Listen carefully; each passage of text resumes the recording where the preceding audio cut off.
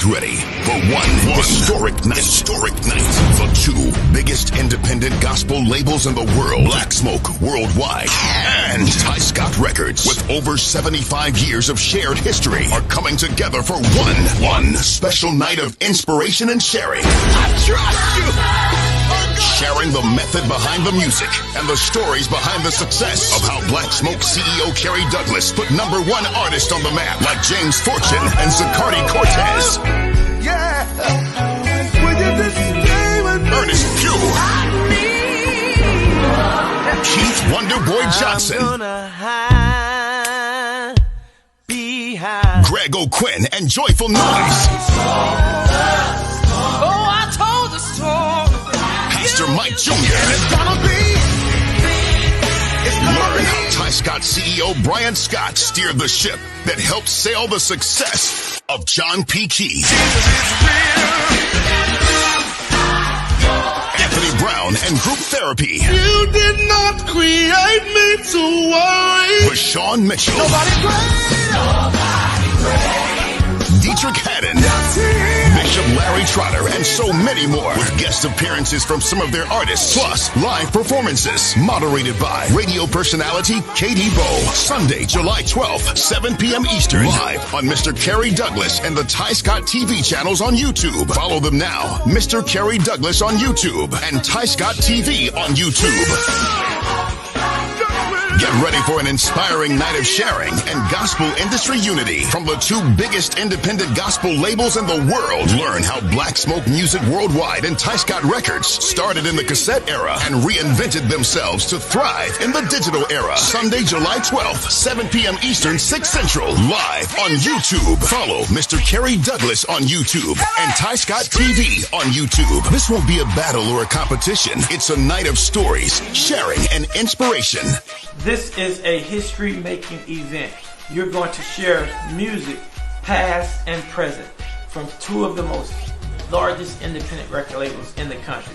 Not only that, we're going to show you how we did it, how we went from independent to making major moves in the music industry. You must be there, you must log on, you must share. That's right, Blacksmoke Music and Tyscot Records. From independent to major, it's your time.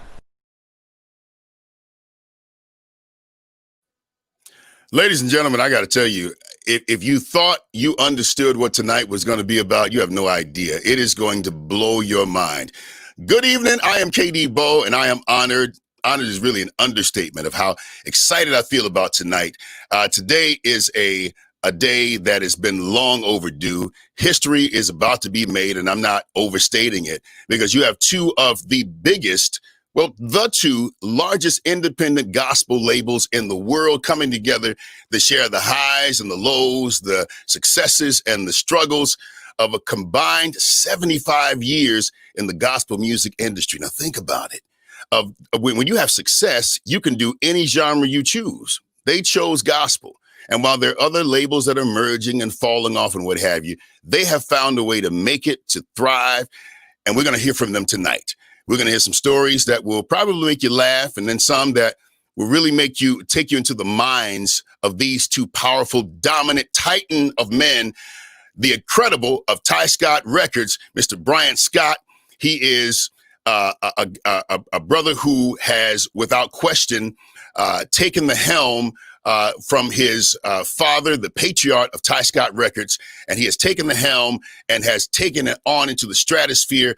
Tremendous success. He's a husband, a father, a son, a pastor, a psalmist, a teacher, entrepreneur, and probably one of Jesus's disciples. He's just that guy. Brian Scott, CEO of Tyscot Records, joins me tonight, as well as my friend from maybe over 25 years. How about that? He is the CEO of Blacksmoke Music Worldwide. You know him as the music guy, but what you may not know is that he is a titan of a businessman. And one of the reasons why he has made it this far is because of his business acumen. Ladies and gentlemen, what you're going to experience tonight is surreal and it's powerful, and I can't wait to get started. All right, so put your hands in. So here's what we know. Tonight is a night of hope and inspiration. COVID-19, a lot of people inside, can't go out, can't really do much of anything. But in the midst of all of this, we have examples of when times get tough And when everybody else folds, these two made it. They made it. And so if they can make it, two black men can make it, you can make it too. So before we get started, the incredible, powerful patriarch of Tyscot Records is going to lead us in a word of prayer. Ladies and gentlemen, Bishop Leonard Scott. Hey, Katie, bless you, man. Thank you so much. Yes, sir. I am excited about tonight too. And listen, let's go before the throne of God. Father, we just thank and praise you for the gift of music and also for the gift of the gospel and also for the gift of your son. We thank you that we have not chosen you, but you have chosen us and called us out of darkness, into this marvelous light, giving us an opportunity to actually share with the world the gospel of the Lord Jesus Christ through music. And Father, we don't take that for granted. We bless you and we thank you for those that are going to be presented tonight, even on this platform. Now we plead your blood against every device of the adversary who comes to destroy, and he's even yet trying to destroy our world and our nation. But we thank you that greater is he that is in us than he that is in the world. And we know we already have the victory. And we just thank you tonight. We pray that tonight someone's life will be changed, even as a result of this broadcast. We pray, Lord, that sick bodies will be healed. We pray that those that are lost will come to salvation. And most of all, we pray that your holy name will be magnified and glorified. In Jesus' name, amen. Amen. Amen. Come on, prayer. Come on, prayer. All right, Bishop, we're going to talk to you a little later on. So right. let's jump right into this. Tonight, we're going to hear, first of all, from two dominant CEOs. We're going to have a bastion of artists that are going to tell their stories. We're going to hear from them. We're going to have some great music. The hope, the inspiration is real. But this artist is one, play a video. This artist is one that really took the nation by storm. It was his voice, it was his writing ability, and his mindset of being able to know the plight of the culture and speak directly to it. He's Mr. I Trust You himself. Here's a video from James Fortune, or at least a snippet of I Trust You. Take it up. I had my heart broken. I made some mistakes. God, you still kept me. Oh, God, you're faithful. You see what I'm going through. You know my pain. I trust you. It's not easy for me, but I trust you. I know you're here with me. I'm not by myself. As long as I got you, Jesus, I can make it. I trust you. Yeah.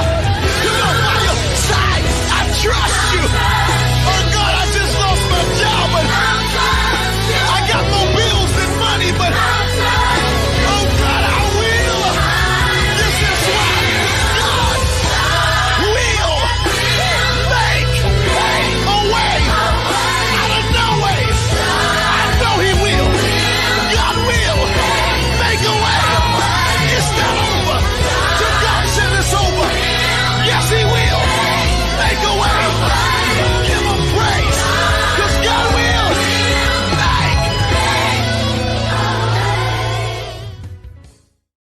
Just one of the number one songs that was on Blacksmoke Music, that is on Blacksmoke Music Worldwide, from Kerry Douglas. Matter of fact, let's bring him on now. Ladies and gentlemen, the CEO, the top dog himself, and my personal friend from 25 years, Mr. Kerry Douglas. What up, man? Hey, everybody. How you doing? I'm just happy to be here hanging out with my buddy, KD Bo, and it's going to be an exciting night. Hey, man, it's good to see you, brother. Hey, listen, so we got a lot to talk about tonight. I do want to just kind of give people an insight, a little backstory on you. We got a lot of artists, and you got quite a lineup tonight. But let's give a little backstory on you. When you started out, you did not start out in gospel music. You started out on the secular rap hip hop side. Let's talk about it a little bit. Yeah, I started off, actually, it's weird. I actually started off as a car salesman at the age about 18 years old. And from that point, I started doing promotions for the car dealership in town. When we were doing the promotions, I started hooking up with a lot of the rap artists that would have come in on weekends and promote buying some cars. I was a car salesman. Well, I had another life before that, but around that time I became a car salesman. And then because I had such good experience in the market and sales, and I started dealing with the rap artists. And so I got into the music industry at that point, mainly promoting concerts and things around Houston, Texas. So what made you a good salesman, man? I mean, clearly, and I'm gonna let that slide. I'm gonna let that slide. I'm gonna let the first one slide, but you know we're gonna go deeper than that. Don't do me. Don't do me, Doc. What do you think made you a good salesman? What was it like when you was growing up? What was the home life like that made you have that hustle on you like that? Well, you know, man, actually, and I'm sure there's somebody out here that probably was like me. You know, I didn't grow up in a rich family or anything like that. I grew up in basically a poor, a little below average family. And, you know, and in the hood where I grew up at that time, you know, I got my college degree on watching people around me. And, you know, my brother, you know, he went to prison at 16 years old. He died there in 22, got killed. People around me, I watched a lot of people, you know, just didn't do the right thing. So my education came from watching people who was doing the wrong thing. And I knew at that point in my life that, you know, I just wanted better. I wanted to do better.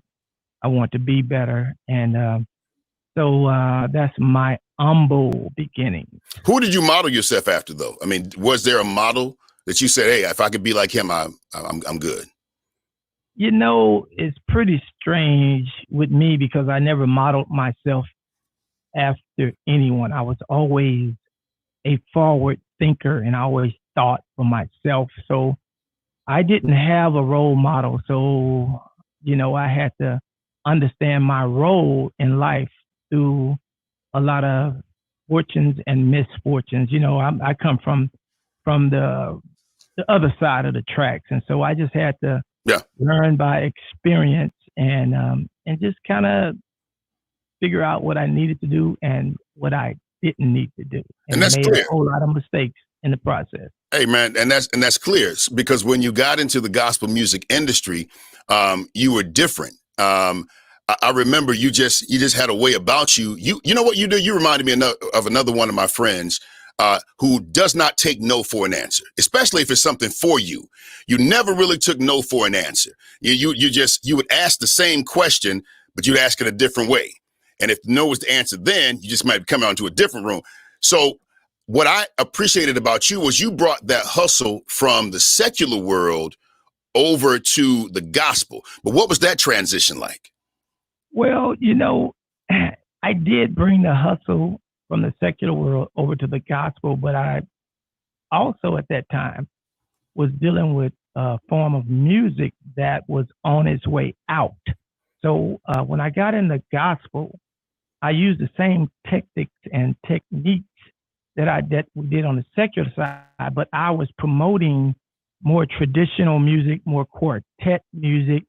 It was a challenge for me, but in my life, I believe I specialize in challenges. So instead of me just getting over here and going with the flow when I got in the gospel, I got over here and you know, I was trying to do traditional music with Wonderboy Johnson, Evelyn Turrentine-Agee, Darrell McFadden, Damon Little. And those guys were, they were trying to kill that form of music at the time because that was the era that, you know, it was Kurt Franklin and everybody was thinking that they had to look a certain way or be a certain way, you know, to cross over crossover, I guess. You know, they want to be inspirational and this and that. So I got into gospel music at a time, but the type of music that I was promoting wasn't popular. So not only was it hard dealing with gospel, it was even harder dealing with the form of music that I chose to deal with at that time. But, you know, there was a lot of gatekeepers. That's what I wanted to point out, because the consumers wanted the music. And I'm glad you brought this up. The consumers wanted the music that you were putting out. As a matter of fact, one of the artists. They still want it. and they still want it. So, and one of the artists, let's go ahead and bring him up. One of the artists, when I heard this dude, I said, first of all, like, how you got him, but what was it about this dude, Keith Wonderboy Johnson, that made you say, I'm gonna bring him on the roster? Well, Keith, one thing about Keith Wonderboy, when out back then, the dude was very animated. He had great music. He had a great producer in the name of Spanky Williams. They were doing traditional music. They were doing traditional music with really great background vocals.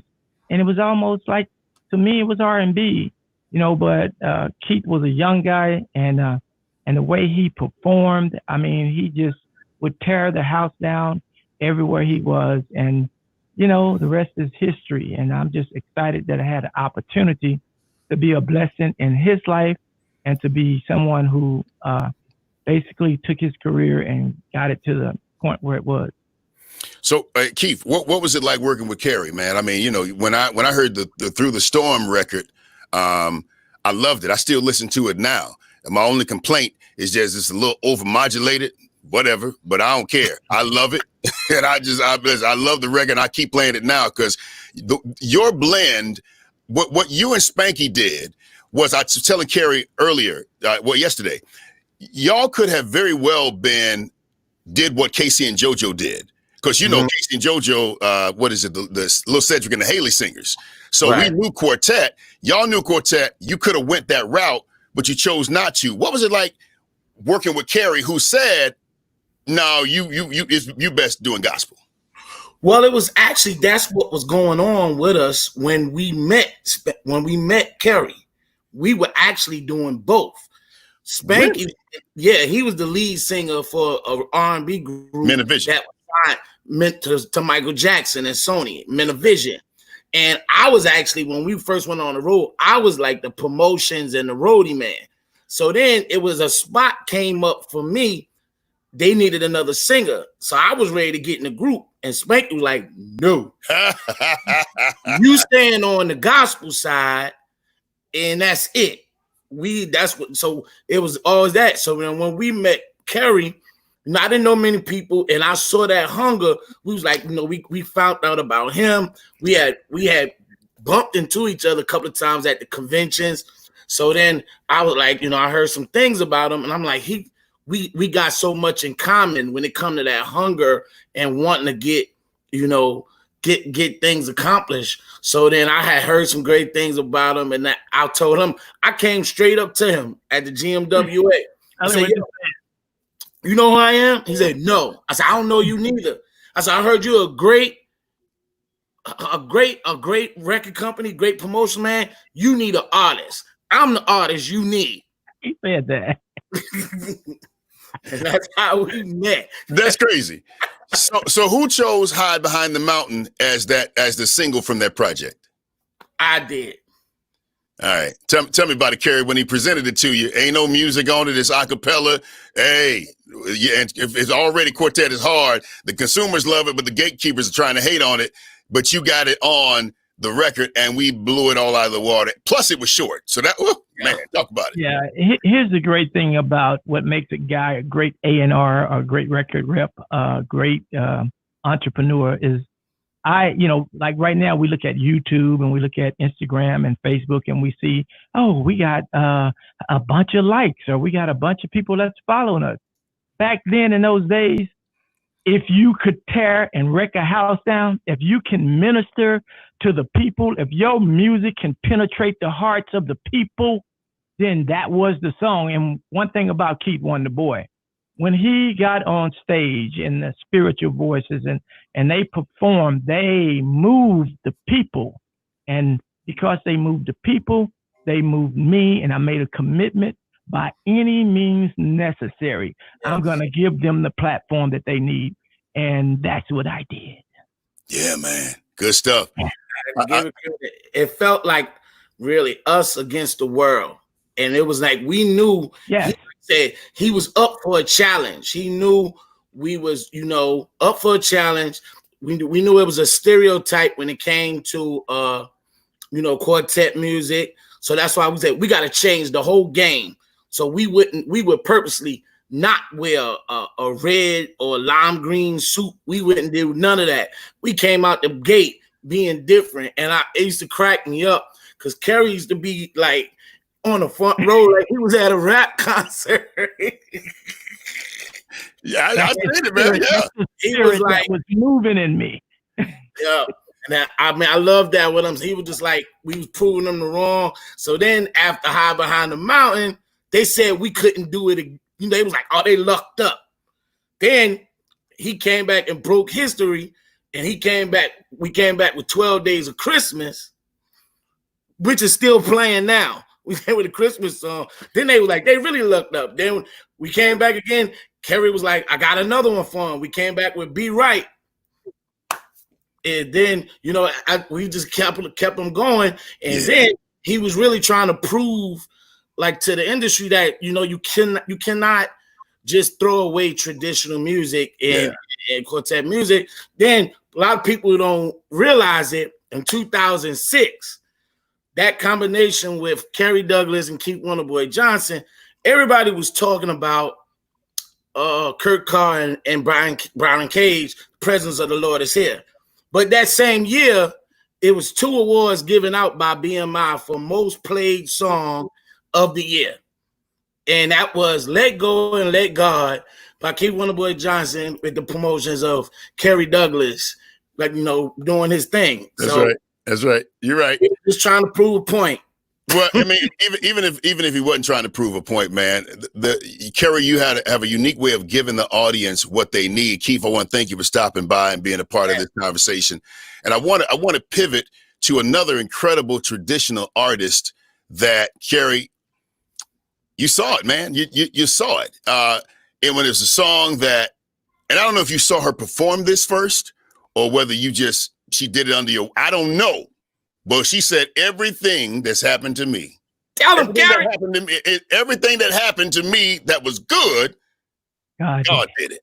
Ladies and gentlemen, make some noise for Evelyn Turrentine-Agee. Mama Agee. I'm gonna hide behind the mountain. I'm gonna hide behind the mountain. I'm gonna hide behind the mountain. I'm going where Shirley wind don't blow. Something else I came to realize. I know that Jesus is the mountain. I know that Jesus is the mountain. Yeah. I know that Jesus is the mountain. I'm going where Shirley winds don't blow. I don't know about you. All right, folks, do me a favor and text the word gospel to 39971. You can get gospel music updates, and you also get a chance to win a blessing tonight. They said the blessing was so blessed they couldn't even tell me the amount. Huh? I don't mean to preach of the blessing. Come on, but it's a blessing. All right, Kerry, I know I jumped the gun on that, man. We had to play that song, but tell me, this Evelyn Turrentine-Agee, man, what was it about her that made you jump onto that to that song and that artist? Well, you know what, Katie, I can remember it to this day explicitly when a lot of people don't know when I started the business, I was self-distributed. We were shipping product out of our garage. Wow. And shipping it directly to the record stores around the country. Mm-hmm. I was very engaged with what was going on because the industry at that time, it seems like there was some guards, people that was guarding the industry, the people that were already there. They were guarding the industry and they didn't want to let anyone in. And so I decided to just distribute my own music. So me and my family, my kids at the time, we were definitely on the phone calling the retail stores and totally shipping product from our garage directly to the music stores. This is how worldwide Blacksmoke music started. And at that time, you know, I was trying to get some publicity for my artist, Keith Wonderboy Johnson. And we was trying to get into the magazines that was out at the time, you know, the gospel magazines that was out. And again, it seems like we were being blocked from having our product put in their articles. And then, so you know what, man, I just came up with the idea. If you block me, no problem. I'm going to build it and they going to come. So that's when I built my own magazine, which was called the Gospel Truth Magazine, which we had distributed in Walmarts all over the country. And that's a whole nother story, how successful that thing was. But anyway, Evelyn Turrentine-Agee called me on the phone. I was in the office, in my home office, as I am right now, in my home office. And she called me and I picked up the phone and she got to talking. And man, I heard this song and I'm serious. It wasn't the best produced song in the world, but it had a message. Thank you for being honest about that. Yeah. And that message was anything that happened to me that was good. Anything that happened to me that was good. God did it.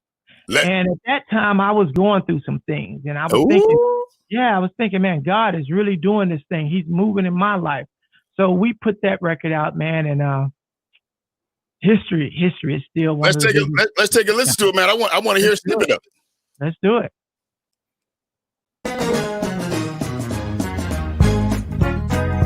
Come on, clap your hands. Let's give God some praise for the good things He's done. Everything that happened to me was good. God did. God did. Yes, He did. Oh, yes, He did. Oh, everything that happened to me that was good. God did. God did. Yes, He did. Oh, yes, He did. He picked me up, turned me all around, placed my feet on solid ground. Everything that happened to me that was good, God did. Yes, He did. Oh, yes, He did. I said everything that happened to me that was good, the Lord did. God did. I know He did. Oh, yes, He did. Oh, everything that happened to me that was good, God did. God did. Yes, He did. Oh, yes, He did. See what I lost out in the world of sin. Jesus came and He took me on in. Everything that happened to me that was good, God did. God did. Yes, He did. Oh, yes, He did. I said everything that happened to me that was good, God did it. It's my Evelyn wedding. Turrentine-Agee and the Warriors. I'm going to keep it rolling, brother. And matter of fact, I'm going to bring on this guest, this artist, who had another song that was blowing up the world. I said blowing up the world. Incidentally, Kerry, you did for gospel what Tyler Perry did for the movie industry. You gave the audience what the audience wanted, even when the gatekeepers didn't necessarily understand it per se, because a lot of them was light years away from the shallowest Black experience. And we can talk about that too, but I ain't really going to dig over there. So this brother right here, bring him up. He's Mr. Born Blessed himself. Ladies and gentlemen, Jimmy Hicks. What up, man? Jimmy. Hey, how you doing? Oh, man, I'm winning, man. How are you? You can't hear? I can't hear. Well, just talk, Jimmy. If you can't hear, just talk. All right. How's everybody doing? Hey, tell us about Born Blessed, man. You might have to translate to me, Kerry. I can Tell hear us you. about Born Blessed. Well, How Born did that Blessed come? was- How did you hook up with Kerry Douglas? All right. Well, I mean, it was through the years in South Florida here, and hearing about Kerry after Keith Wonderboy and Evelyn Agee. This song that the Lord gave me, Babylon's Coming Down, and he took time to work with me from that song, from Blessed Like That. I did this song, Born Blessed. This song was influenced on the back draft of Blessed Like That. I was in the midst of a barbershop in Florida. Me and my son and guys came in to rob the place. And I just did the song Blessed Like That. And he gave me those lyrics to the song. He said, thugs came in to rob the place, breaking through the door while covering their face. Pulled the gun, but there was no click. They backed out the door while running through the sticks. I'm born blessed. So I just want to encourage somebody right now, whatever you're going through, remember you're born blessed. You ain't going nowhere.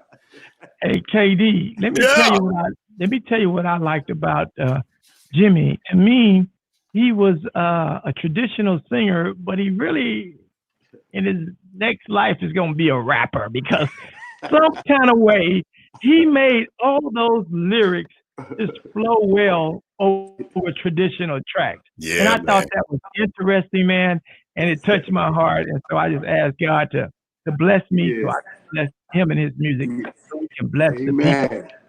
Kerry, introduce it, man. Introduce the Born Blessed record.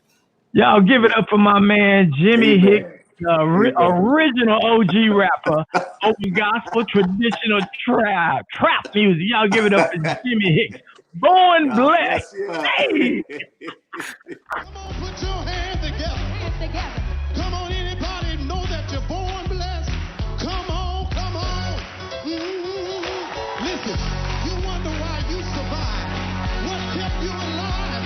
We come to let you know that you're just born blessed. Come on. Well, it started the day I was born. Doctor loosed me from the umbilical cord. Doctor spake, there was no breath. Wind came through and it brought good health. Drugs and violence kept me still. Accident, sickness kept me healed.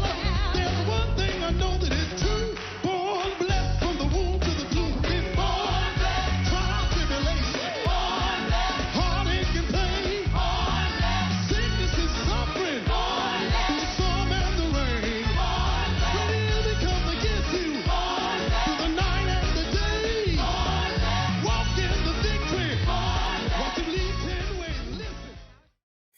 Oh, man. Okay. Hey. Okay. I know you can't hear me. Can you hear him? I can't hear, but I'm going with the praise. I see the praise. Indeed. All right, Kerry, we're going to talk to you a little later on, man. Tell Jimmy, man, we appreciate him, okay? Hey, Jimmy, we appreciate you. We'll talk to you later. Indeed. So, hey, man, we would have to be up here, brother, probably for a whole day to kind of talk about it. But if you could take a break now, and we're going to come back to you, because I'm going to transition now into another gospel, incredible powerhouse label, Tyscot Records. Now, I've been in the gospel music industry for 30 years. I've been a radio personality for 30 years. So I know a lot of the ins and the outs and the stories, the fronts behind. But this specific record company has been one that has been so consistent. And I believe it is because of the patriarch and the founder of Tyscot Records. Ladies and gentlemen, Bishop Leonard Scott. How you doing, King? Bless you, sir. Doing well. Man. I got to tell you, since I've been knowing you, the thing is, first of all, I'm going to say this. It's a common colloquialism we use when the black, diaspora. Good black don't crack. You got that good black, because I don't know how long you've been doing this, but and I don't look like I'm 90 years old. You look like you washed your face. So, Bishop, you started this a long time ago. Brian, which we'll talk to in a moment, your son, the CEO of Tyscot, he gave us a little bit about the beginnings, but I want to hear from you. When you decided to fast, and you decided that you was going to just kind of give up music, you were part of a band, you're going to kind of give it up, kind of see what God wanted for you, but God ended up giving it back to you. And tell me from that point on what happened. Well, at that point, our church was having some trouble, like, deacon pastor type trouble, split type trouble. Oh. And Lord led me to go on a 3-day fast. And I went into a hotel room and for 3 days and 3 nights fasted and prayed. I took a little tape recorder with me, and when the 3 days was up, it was time for me to leave out of that room. God just started dropping songs into my heart. And I really had never written a song. I think I tried when I was in the R&B group. I tried to write one song, and it never did happen. But they were just dropping into my spirit, just one after another. And I started singing them into this little tape recorder. And I left out of the room and hooked up with our church organist, who became, the co-founder of the company. And I played these songs for him. And I said, "What do you think about these?" And he said, "I think we ought to do a record." And so our church choir just did a record. And out of that, man, I'd love to tell you that an angel came from heaven and said, "God have plans for you. You're gonna build this record company for the Lord." But man, we just put it together to put our little church record out. And we got it out. Man, it wasn't nothing really outstanding, because none of us know what we was doing. But God was in it. It was humble beginnings, man. And when Kerry was talking, brought back so many memories, man. I know Bryant's gonna tell you about boxing up records in the garage, man, and sending them out to radio and to stores, and we talking about the LPs, the big heavy ones. Ugh. And yeah. And God just did it, man. He started doing things, and we learned as we went, trusting in God. Man, I love the name of this program, man. Just simply trusting that God was going to do something, man. Yeah.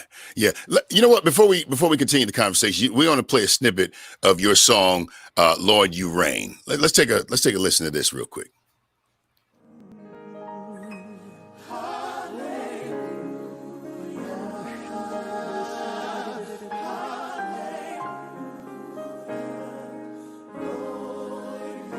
Does he reign in your life tonight? Lord, you reign. Lord, you reign in majesty. Lord, you reign victoriously.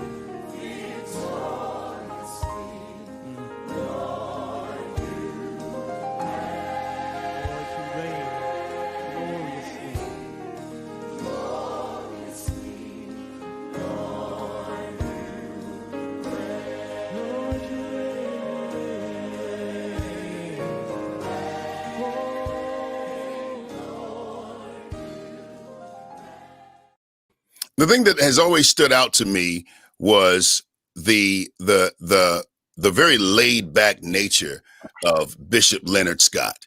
Yeah. But when I met his son, I'm like, wait a minute. This just runs in the family. Ladies and gentlemen, the CEO of Tyscot Records, Brian Scott, and his light-skinned brother. How you doing, Brian? I'm good. I'm blessed, Katie. How you doing, sir? Indeed. I mean, I'm winning, and I'm doing very well. I do want to just say that when you talk about the legends, I don't think that there is a record company that can boast of more legends on their roster than Tyscot Music. Can you talk about that? Well, I mean, we've been blessed to work with some of the best, I believe. Matter of fact, I believe everybody we sign is the best.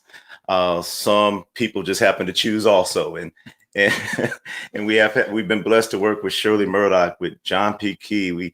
We had probably one of the first Kirk Franklin albums. We've been blessed to work with the Rance Allen group, Dietrich Haddon, Dr. Bobby Jones. Yes, I mean, so the list goes on and on by the ones that God has allowed to cross our path, and it's been great. Now each one has their own story, but God has been good to us. Now, what I understand is that you didn't initially want to be like in the music industry. You wanted to be a dentist. Talk about that a little bit. Well, I was kind of scarred, man, because before there were child labor laws, we were in the garage.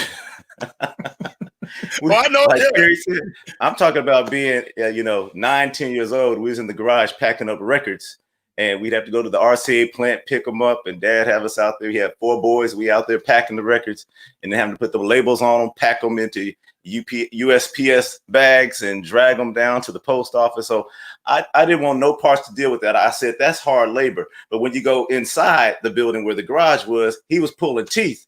And I saw a future in making money. You're right. Right. And being a doctor. And so I had made up in my mind, I thought that's what I was going to do. I thought that's what God wanted me to do. One summer I was working at the record label, again, child labor. But at this point I was 19 and I went over to the office to get a check because the bills need to be paid. And Dad was writing that check and he looked at me and he said, I think we're going to close this thing down because this is just too expensive of a hobby to keep going. And when he said that, something in me just stirred and it didn't sit well. So I decided to fast and pray about the decision he was making. I fasted about a week, and that is one of the only times, or one of the first times at that point, where God spoke to me audibly and he said, help your father.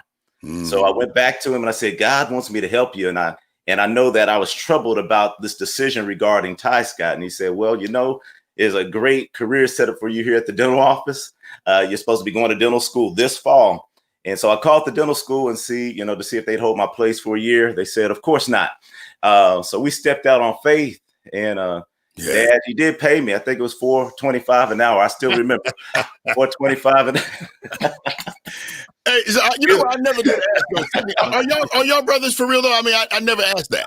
This is my brother. He's my cousin for real. First cousins. My father is Dr. Scott's oldest brother. Okay, good. I never asked that. But I'm talking about light-skinned brother. Are they brothers? I don't even know. So yes, this is my brother and my first cousin. So yes, all that's included.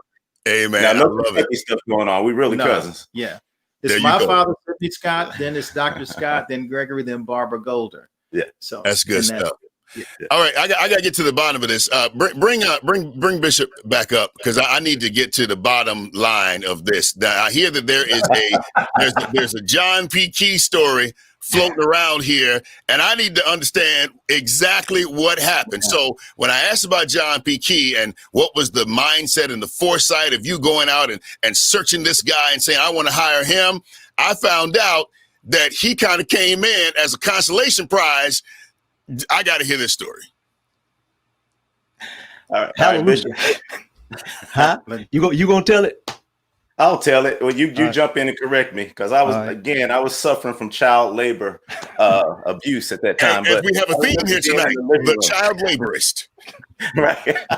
I remember being in the living room. I remember this group of young men that came named commission. I don't know their names at that. I just know there was some light skin and dark skin ones, but they was there. And they was in the living room and found out later that, Dad had negotiated a deal with commission, had offered a contract. They was ready to sign it. He thought he had them. They left the living room and something happened. Their manager at the time hooked up another deal with Light Records. and so the consolation prize, Bishop, you can jump in and say how you got the consolation prize. Yeah. The young man that did that, I think he felt kind of bad about it because, we're a black owned label and he swooped them up from us and gave them to, and so I think he felt kind of bad and he said, but you know what? I got this demo tape that guy sent to me and it sounds pretty good. So I'm gonna let you, check it out. And if you want to do something with it, you can. And it was a demo tape of John Key, at that time, who was a new artist. And, every song on that demo tape was kind of hot. Hey. And so I told him, yeah, well, I think we want to sign him, but we had the same problem, and I was listening to Kerry. When a new artist is a new artist, it really doesn't matter who you are. It is hard. It is hard to break a new artist. Man, we would send his records to the stations. They would say, well, we think he ought to sing more of the songs, or, well, we think he's singing too many of the songs, I mean, it's always something wrong, But then once he hit, man, the rest is history. So wait. So y'all sent Yes Lord to a radio station and they was like, nah? Let me tell you this, man. Now John told me this. He told me that record companies came up to him and said, why didn't you send us that tape? And you know what he said? He said, I sent it to every one of y'all. He said, I sent this tape to every record company. And that's the thing, man. Record companies get about 20 dozen tapes a day, you know. Yeah. Or back then, it's not tapes today, of course. Yeah, I got it. But and you know, they didn't listen to it, you know, and we probably wouldn't have listened either if the guy hadn't specifically, you know, targeted it out and told us, you know, this is pretty good. You know? Yeah. That's some good stuff, man, Bishop. That's some good stuff. And so I got to pivot here to another artist who his voice is the voice of a generation, a couple generations, the incredible Rance Allen. Tell me about that relationship. Well, Rance was, I first saw Rance. Well, I've been hearing Rance, you know, since my career in gospel music, but it was at the Stellars, I believe it was in 94, 95 when he did Miracle Worker on that stage. And I was like, you know, I just thought to myself, I got to work with this guy. And I remember I called, like, I got the number to his manager, Toby Jackson. And I called Toby and I was like, hey, I really want to work with Rance. And he said, and? That's dope. That's dope. What's new? You and everybody else. What, you know, and it took it. I think I pursued Rance, and it wasn't every day, but periodically I would call Toby. It's like, I really want to work with Rance. And it took us about 2 years before Toby said, okay, well, offer me something. Let's see what you got. But you know, I am so glad that the gatekeeper Toby opened the door for us to build this long. Besides Bishop Scott, Rance Allen is an artist that we appreciate and have been working with for a long time. We certainly appreciate it. The one and only Rance Allen. Hey, how you doing, Bishop? Hey, how's everybody doing? Oh man, we over here winning. All right. I gotta ask you this: what made you decide that Tyscot was the best option for you? It was Brian's, and didn't know Sydney that well at that point, but Dr. Scott, who's a bishop now, their interests. You know, you can do a lot for a person if you just show them that you're interested in them. And see, by the time I had met Brian and Bishop Scott, I had already been singing for more than 35 years. And what really turned me on to them was that they seemed to be so interested. Brian in particular seemed to be so interested in myself and my brothers. Whose idea was it to do the cover for Something About the Name Jesus? Well, that was Kurt Franklin's people. They called and said that Kurt wanted to talk to me. He wanted me to hear this song. And well, when they sent it to me, while I enjoyed what I heard, the song didn't have any verses to it. All right, Bishop, be careful. Be careful. Yeah, I gotta be careful. Take your time, Bishop. Yeah, it didn't have any verses to it, and I said to Kirk, I said, now what are we going to do about this song? It doesn't have any verses. And he says, well, when we meet out in California where we were going to record the song, he says, we will we'll make sure that the verses are there and so on and so forth. Okay. And that was the way we did it. Okay. And that little line, something about the name Jesus. That's the moment I heard it. And so you said, I got to put this on my album as well, and I think we can quartet this thing up and give it a little pop. Yeah. Indeed. Let's take a look at the snippet of the video. Something About the Name Jesus.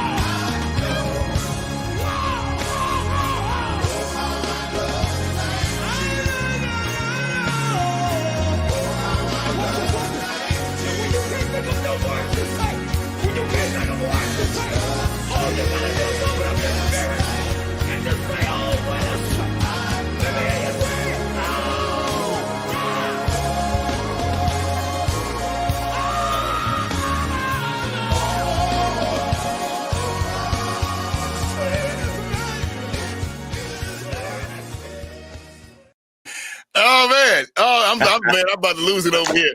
Bishop, listen, we love you, and your gift is incredible. We can listen to you talk. We can listen to you sing really all day long. I don't know what throat God gave you. I just know he didn't give nobody a throat. So the continued favor of God be upon your life, man of God. Thank you so much. Thank you.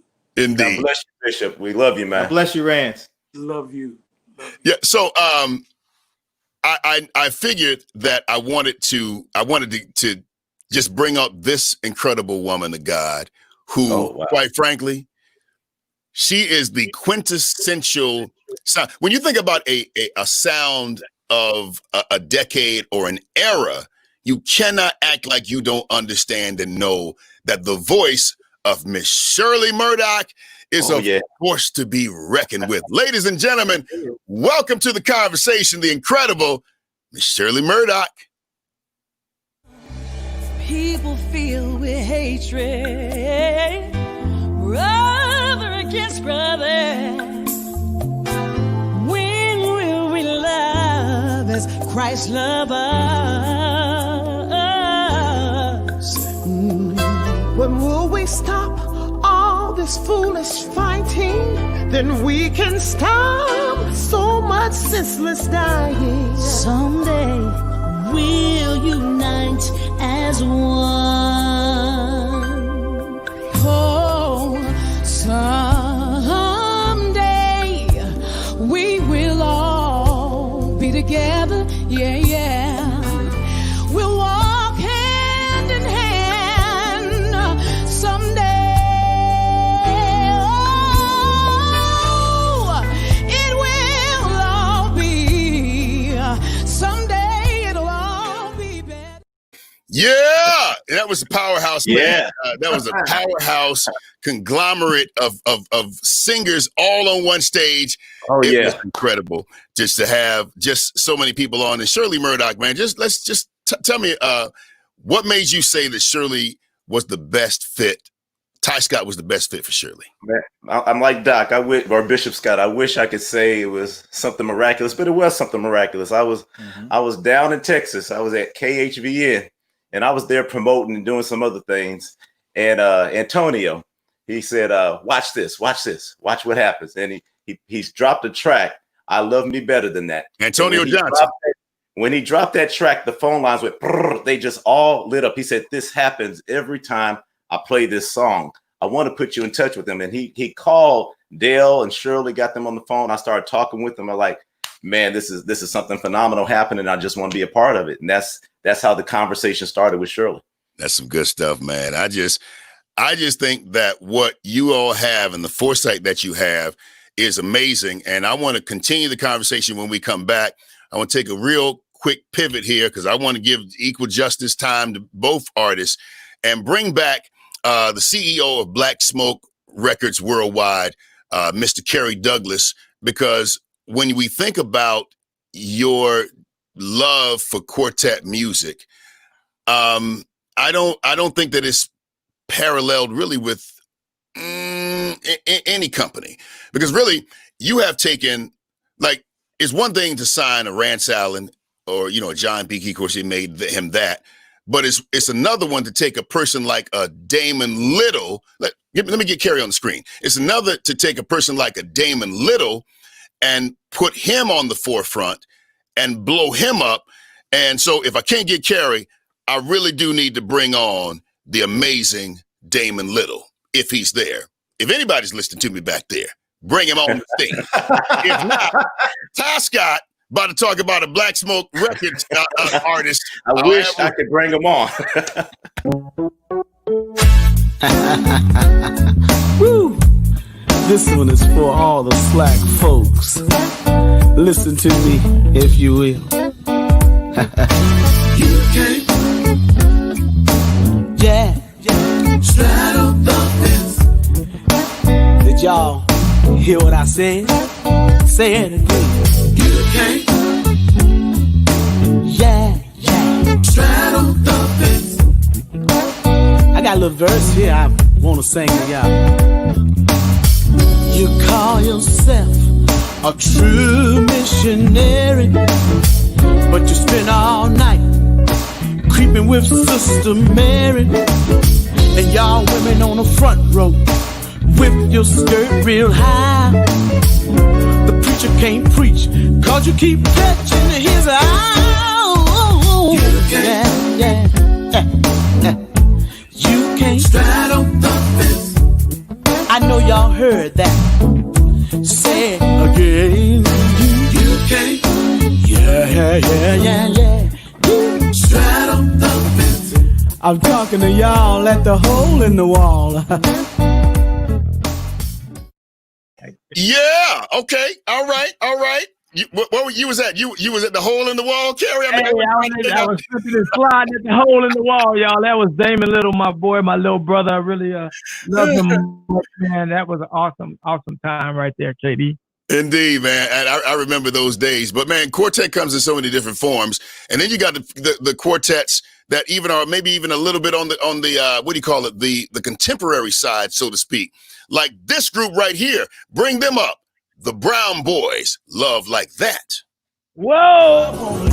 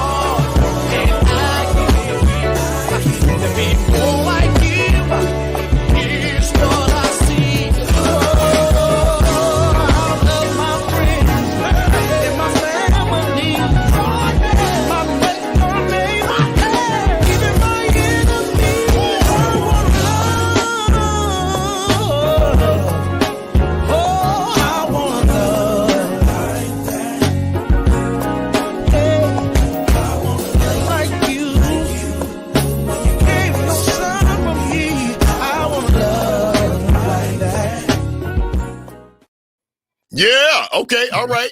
I'll tell you what, let's do this. I didn't even know we had commercials here, but apparently we have commercials in this, and we're going to take time right now to go to a commercial. Did you have something? Can we talk about that commercial after they come on when they go off? Did we talk about it? I don't even know what the commercial is, but why not? Okay, I think it's the Hip Hop Boobly Show. Introducing the funny talking fly guy, dishing out knowledge at the drop of a dime. It's Hip Hop Boobly. Hip Hop Boobly comes filled with interactive lessons for all ages. It's the Hip Hop Boobly Show, where we learn and grow. It's the Hip Hop Boobly Show. That's right, it's the Hip Hop Boobly Show. On TV, the Hip Hop Boobly Show. Using music as a tool, he encourages learning by song repetition. Study shows that kids adapt more to song than plain conversation. And this is where he shines the most, learning through play. Hip Hop Boobly will cover subjects as simple as the ABCs. A is for apple. B is for boy. C is for cat. To the journey through the geographics. North America. North America. South America. South America. So take your seat, put on your thinking caps, and let's go. By the way, don't forget to RTS us, ring that bell, thumb us up, and subscribe.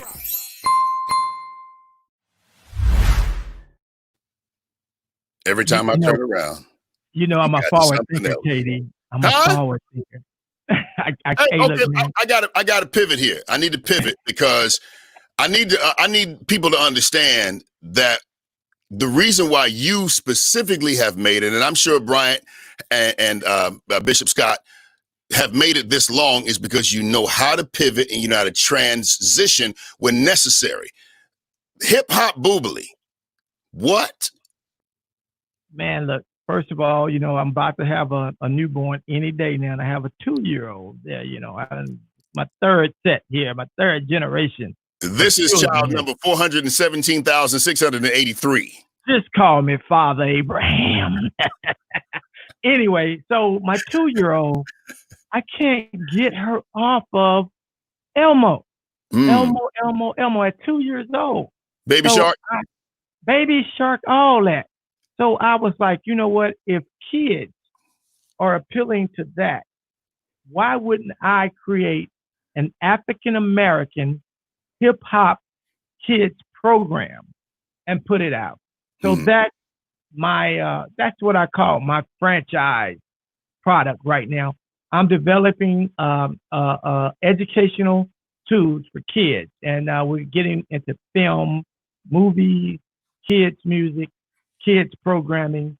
That's my next step. That's what's next for Kerry Douglas. And I want all of you guys right now to pay attention, because it's gonna be incredible. We're gonna do some incredible things with this kids programming. One thing about me, and one thing that God has put in me, always allow me to see it before I see it. And I'm just excited about that. I'm excited about that, man. I'm excited about this live that we're doing, the Tyscot record. My friend Brian, I can't wait to him and I are on at the same time. We can dialogue a little bit more. This is just a night of unity, and I'm loving it. Thank you, Katie, for doing this. But we're going to go on, man. But, hey, y'all grandkids, your kids, stay tuned for the Hip Hop Boobly Show. It's going to be incredible. I'm telling you. I love it, man. I love it. And we're going to talk more about that. And because your business acumen is not anything to play with, we're going to come back to that. I want to talk back to Bishop Scott and to Brian and Sydney, because I think it is important that you guys, you didn't just stay in one genre. Really, you moved to several different, matter of fact, you transitioned very successfully to praise and worship. What was the mindset there? The mindset there, it was just following. You got to have an ear. And one thing we would talk about in our staff meetings, we'd kind of like the Motown thing. We asked the whole table, the whole conference room table, do you really like this? Do you really love it? But a lot of times what we were finding out is we could love something, but the people wasn't loving it. And so we started actually putting out feelers. Where's the market going? And started doing some market research. What is the market doing? And we kind of went into praise and worship, and you'll see during some of the tracks that are going to be played. But when I got in and Sydney came along, it was heavy choir. We had the John P. Keys, you had the Mississippi Mass, you had Georgia Mass, we had Miami Mass, we had Indiana State. But after a while, it started to transition. Even the choir started doing more praise and worship. Like you'll hear a track by Vashawn Mitchell that My Worship Is For Real, where it was choir, but they started doing worship music. And it looked like, so we didn't just drop choirs and go to this worship set, but you'll notice that the choir started doing this music and it morphed into a worship set. I don't know if it's because people didn't want to show up to choir rehearsal, so all they could get is 4 or 5. I don't know, but if you seriously listen to the worship music that is being done today, it can easily be done by a choir. Wow, man. Wow.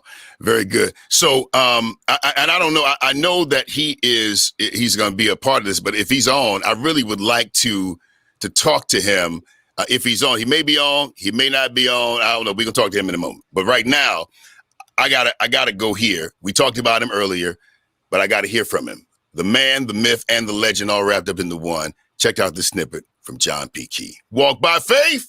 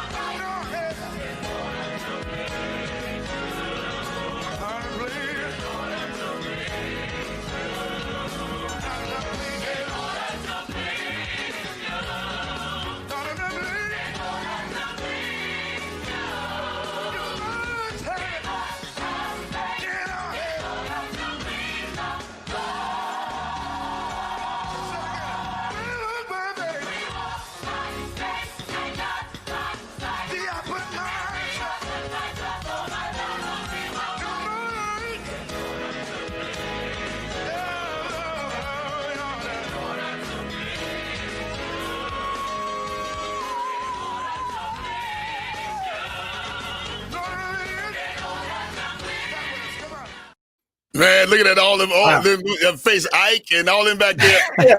You see all those groups on there? You see Lowell and Isaac. You see Lamont Jackson. You see Surrender, Sheila, and you see Jeanette. Yeah. It's like a family reunion to see all these people we haven't seen in years, and that's footage that nobody has seen over 20 years. That's good stuff, man. So many questions I have, and I got to ask you this real quick because we got a guest that just was able to come on, and we're going to come to her briefly.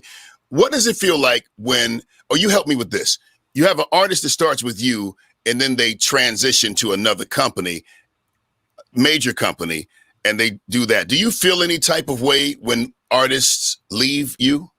Or did they really leave you? Or are they still with you and you still kind of tagging along silently? Man, we could tell you stories that, yeah, we're human. We're human. We do feel some kind of way. A lot of times we're discovering this, us and the Kerrys, and even back in the day, the Vicky Macs, we're discovering these artists and this talent, and we're putting all of our sweat equity in, all our money in to really building them. And it's amazing how when things are great, they're great. But sometimes when people come along with a different checkbook than what we have, it changes things. But thank God we've been able to still preserve relationships. And I used to get mad. I used to get upset. I'm just being honest. But man, I've learned that what God has for us, it is for us. And if I look back over our 45-year history, he has never failed us. He's always brought us through. And so if we lose an artist today, I believe he has the next thing. He's given us foresight. And we are a label that tends to have our eyes on what is next and what is upcoming. So I believe God is going to continue to anoint us to do that. I think you walk in love, man. Matter of fact, you love them better than that. Ladies and gentlemen, she was able to just join us. Put your hands together for the inimitable. Is that a word? Is that a thing? I don't know. I said it. I'm making a thing. You just said it. You made it. Shirley Murdock. Dictionary. Shirley, how you doing? Oh, you're muted. So Shirley, Evangelist Shirley. Yeah, unmute. Yes, all right. She's over there. She's in praying. She's talking to the Lord in prayer. Well, Shirley, we just want to say, hey, we know you back there in sackcloth and ashes, but we don't want to, mess up your whole vibe there. Praise God. I thank you for being honest about that answer. And on the business, no, that ain't. Well, I gotta ask. On the business side, do you still have a vested interest in it? So if you let them go, do you still kind of move along in royalties kind of thing? My father is a role model of mine, and he is a severe man of the cloth. And so, sometimes he'll come and say, this is what, my feel of my spirit, this is what God. I always have this backup that I have to rely on. The Bible says in business, be men also. Yeah. And so I have to balance with him. And even when we have situations like that, and his heart is, hey, whatever's best for them. But I have, hey, I got to look out for the company also. So we've been able to forge some great relationships. I don't just let them walk. So I don't want that put out there. Anybody on Tyscot, no, you can't just get off. Wink, wink. My office hours are from work. Do you want to leave by the window or the door? My office hours 9 to 5. I love it. Okay, so you got another artist, man. Well, we've been able to forge wonderful three-way relationships with Verity for John P. Key, again for Dietrich Haddon. So we was able to work out things where when a larger label came along. Matter of fact, we only had one album left on John, for his choir, and for his workshop. We ended up signing a 21 album deal with Verity. We actually launched Verity Records and the three-way signing of John P. Key. What could have only lasted another year or two anyway became something that didn't end to maybe 5 or 6 years ago.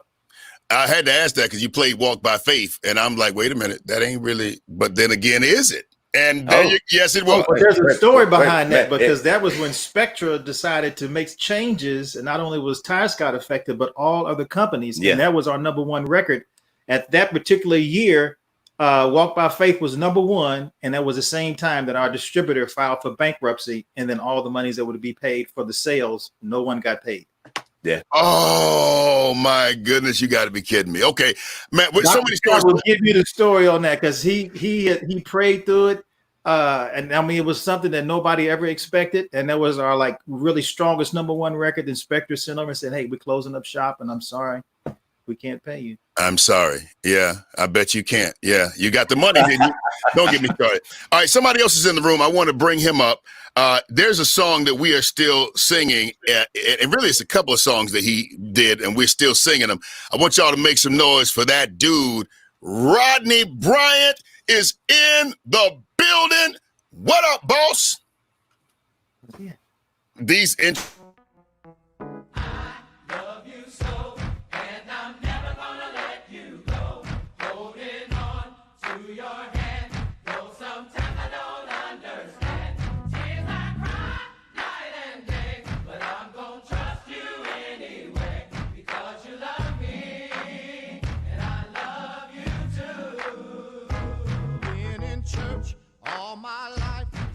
Sometimes all I find is strife.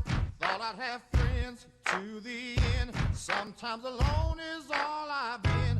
Tears I cry night and day. But God has always made a way because He loves me and I love Him too. Oh, I love you so, and I'm never gonna let you go. Holding on to your hand. Oh, sometimes I don't understand. Sometimes these tears I cry. They think I'm not reading these text messages. I know what I'm doing. I'm saying the song is so dope, it's almost like he here. That's it. That's it. Okay, good. All right, good. So next up is when we talked about making the transition. Let me make sure. When we talk about making the transition, okay, I don't know. Oh, I see what we're doing. Okay, I see what we're doing. So when we talk about making the transition to praise and worship, this artist is one that really was the quintessence. Don't let me start telling you no lie. What effect did Vashawn Mitchell have on this label? Man, Vashawn Mitchell. First of all, we had signed Bishop Trotter. We've done a lot of albums on Bishop Trotter. A dear friend of ours, one of our #1 artists, and I believe it was like album 3 into Bishop Trotter. You know, we got introduced to Vashawn Mitchell, Rick Robinson during that time. And Vashawn was really the front man, the leader of the worship tunes, even the high energy tunes. And we saw something. We saw Vashawn as a triple threat. We said he's a singer, he's a songwriter, and he's a producer. So we ended up signing Vashawn. We did 2 albums with him. He took a little break, went over to Motown or EMI, whatever they was called in that day. But now Vashawn is back. You know, Vashawn and Tyscot are back. Ladies and gentlemen, make some noise for Vashawn Mitchell. Joins us online today. What up, boss? Whatever they call. What's up, bro? Hey, man. Hey, listen, let me tell you something. The pettiness, he got that sanctified petty, so you can't really call it petty. Nah. Hey, Vashawn, brother, you've written some iconic records, some iconic songs. What made Tyscot Records really the best fit for you? You know what? When I was coming up at Holy Spirit, Bishop Trotter, and I'm always grateful that he allowed me to be the front man, you know, and to go out and to practice my songs on his choir. But partnering with Tyscot, you know, an indie label, but also someone who understood gospel music and gospel music transitions was one of the best things that ever happened to me, even before the EMI deal, before all that. Tyscot helped me get my name out there.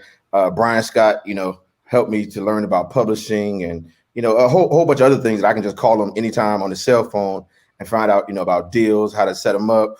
He'll, you know, recommend attorneys. You know, we've been in a relationship for 20 years now, and it's just a perfect fit. Dr. Scott, you know, I know, you know, he's the brain behind it all, and because like I'm a fan of hymns and songs of the church and all that, so we've been together for a long time, and you know, after Motown, EMI, and all that, I was you know, in the middle of a deal, and I said, you know what, I want to do a label and a deal. And who did I call first? Brian Scott. Like, you know, let's roll, let's rock it. And we've been rocking ever since. So even if I go somewhere else, whatever happens, whatever, I would know that Tyscot and myself will be in relationship, and you know, we'll do great music together. Yeah. Hey man, intro this song. When you wrote this song, "My Worship Is For Real," on Bishop Larry Trotter's project, tell me about what made you write it, and then intro it. We're gonna play a snippet of it. Well, this song was like my personal testimony. So it comes from 2 places. Number 1 is that I got in trouble and I was in jail for a few days for driving on suspended license and doing it again and again and again. And I was one of those that was at a big church. So I went to front of the judge with all my letters of recommendation, and the judge said he tore them up. You know, he tore them up. He said, if you're going to become who you're supposed to become in these letters, then I got to show you how, you know, I got to make you an example. So I was like, whoa. So I spent 7 days in the county jail. And while I was in there, I was struggling with being a praise and worship leader in a predominantly missionary Baptist church and fellowship, and most of the leaders were women. You know, so I grabbed that little Holy Bible, you know, and the front pages are blank. Those of you who have been in jail before. And I took the little pencil and I started writing, you know, people watch you, but you don't know my story, all the things I've been through. You can't feel my pain, what I had to go through to get here, but my worship is for real. And I wrote the whole song, which I never really do that. I wrote the whole song, and the day I got out was rehearsal. Went to choir rehearsal. Me and Rick Robinson literally taught it that night, and we recorded about a month later. and it's still a song that resonates today, tomorrow, and forevermore. It's one of those songs I call timeless because the situation, it carries life forever. So, I don't know if I can intro it or if I introed it already, but this is Do you have that Bible still? No, actually, I left that Bible in that day. And get locked up and go get me that Bible. I need that Bible. You gave an excellent intro. No, I took it out of my little plastic bag, but I don't have it anymore. It's it is a song that I believe is timeless, like some of those from Andre Crouch and James Cleveland and all those, that I can sing it today, and it really sounds like it just came out today because it reaches the heart, because it came from the heart. So here it is, Bishop Larry Trotter, of course, Vashawn Mitchell. My worship is for real. I've been through too much. Now to worship Him. Come on and worship God in this place. Come on. Say hallelujah. Hallelujah. Hallelujah. Hallelujah. We came to let you know that my worship is. My worship is for me. Say thank you, Jesus. Thank you, Jesus. Thank you, Jesus. Thank you, Jesus. I don't know about you, but my worship is for real. My worship is for me. Say, Lord, I love you. Lord, I love you. Lord, I love you. Lord, I love you. I stand tonight to tell you my worship is for real. My worship is for real. You're so worthy. You're so worthy. You're so worthy. You're so worthy. Oh. Your worship was for real, and that suit was for real too. Come on, Vashawn Mitchell. My worship is for real. About 20 buttons on that thing, but that was when it was in, though. I was in. Don't do that now. Yeah, you can do that now. I love you, man. Incredible music. And then I want to ask you this question, guys, about the next artist. Just he's the quintessential.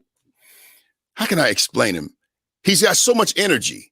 And when he hits the stage or you hear his music, it's so phenomenal. It's dynamic. Anthony Brown in Group Therapy. Tell me about that signing. Well, actually, the guy that you just that was just on with us, Vashawn, God has blessed us with relationship. Like, remember how we signed John Key? It was relationship with somebody, even though that somebody had just done us wrong. It was still a relationship. I like you. So, you know what? You was on the fence. Let me tell you something. I like you because that petty be right there, just right there. Right there. Just a little bit. Amen. My grandfather always said, keep your friends close and your enemies closer. Amen. We got in the Bible says, love those that despitefully use you because they're going to come back and bless you. I'm a stern believer in that.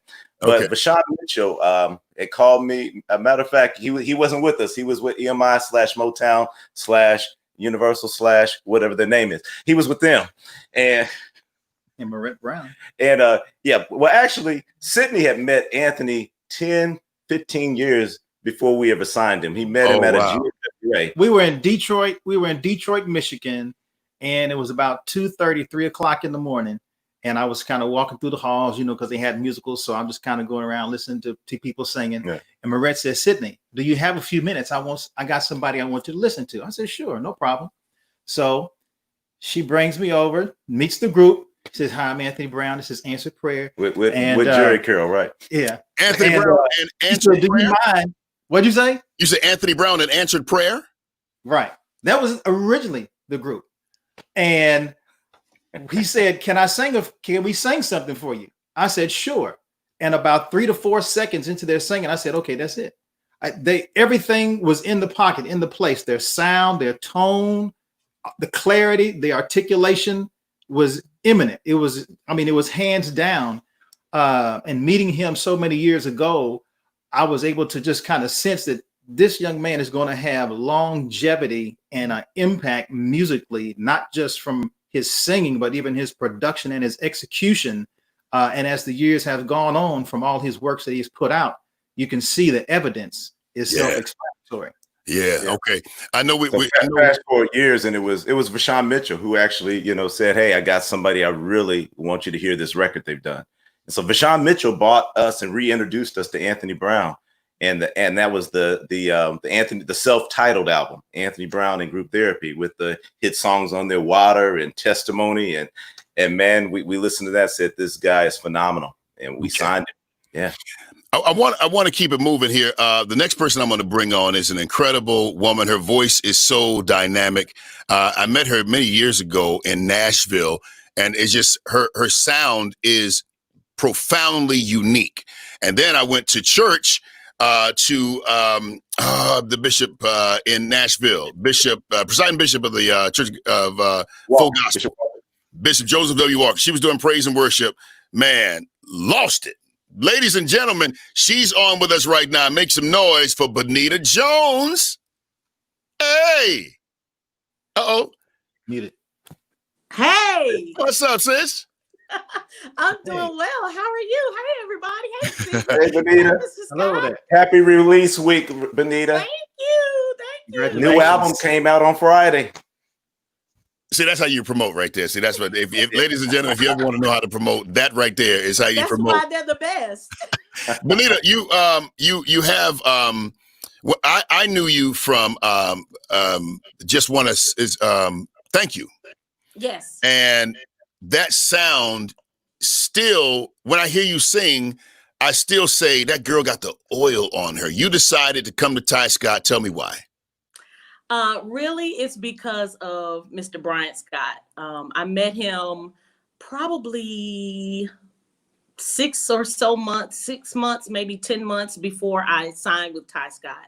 And he really just came to one of my worship conferences. He emailed us. He said, "Hey, I want to come. You know, my wife loves you. I love you. I've, been a fan of your ministry for many years. I just want to come to your worship conference." So he did. He came. He didn't want anything. He just came and was a part of the services. He was just really, really nice. Yeah. And, unfortunately, sometimes, we don't meet people that are just genuinely nice just to be nice. And I could tell that about Mr. Scott. And he's been a tremendous help to me even before I signed to Tyscot, just, giving advice and, just kind of grooming me on the business side of things. And it was just a no-brainer. He said, want to come and have a conversation with you. I believe that, now's the time for your ministry to go to the next level. And I believe that we can do that. We can help you do that. And took a meeting, and the rest is really history. Intro this song that we're going to play right now, Good God. So this is my confidence song, my confidence in God song. It just talks about how good God is and the fundamental truth that God is good. He has been good, and he's always good. He's going to be good because that's who he is. So ladies and gentlemen, this is Good God.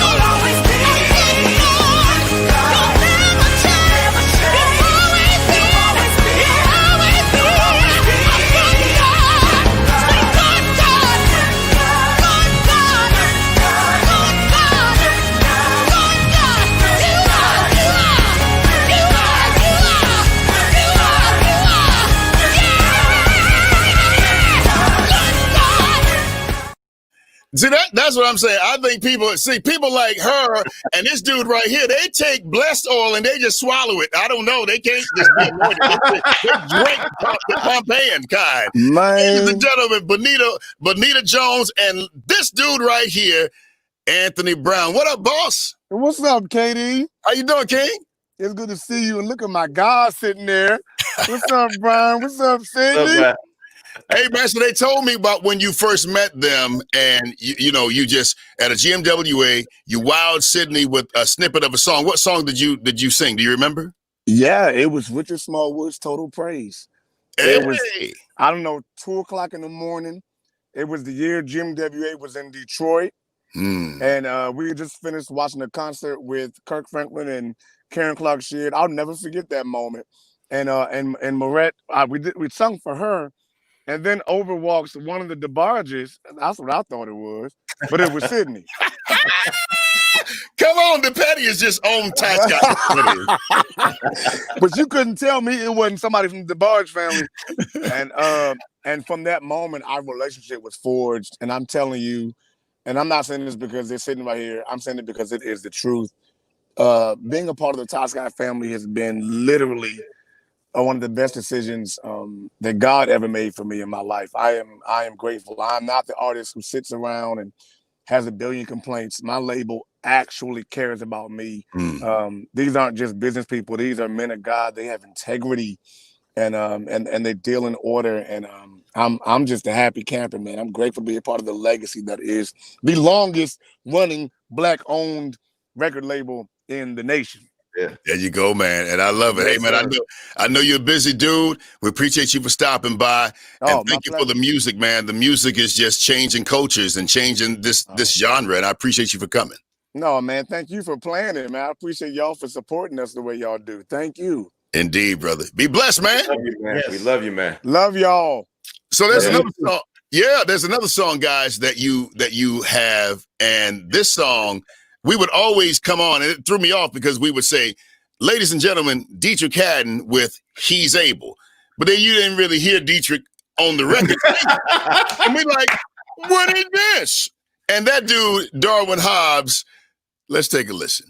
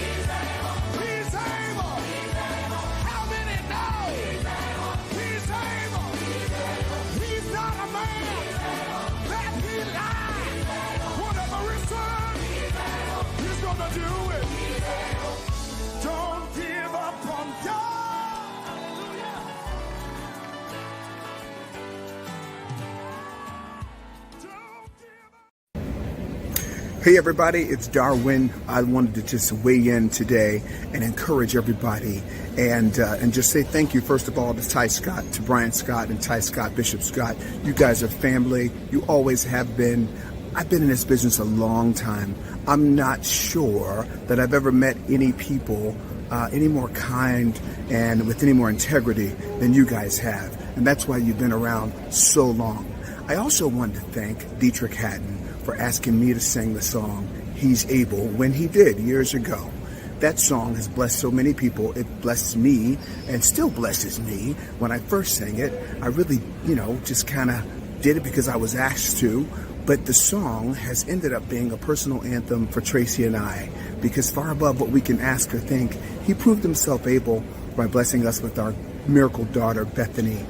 So we're grateful today. I hope you're grateful. I hope you're safe. And I just want to remind everybody that he is able. He's still able. And I'm so honored to introduce this song. Enjoy yourself.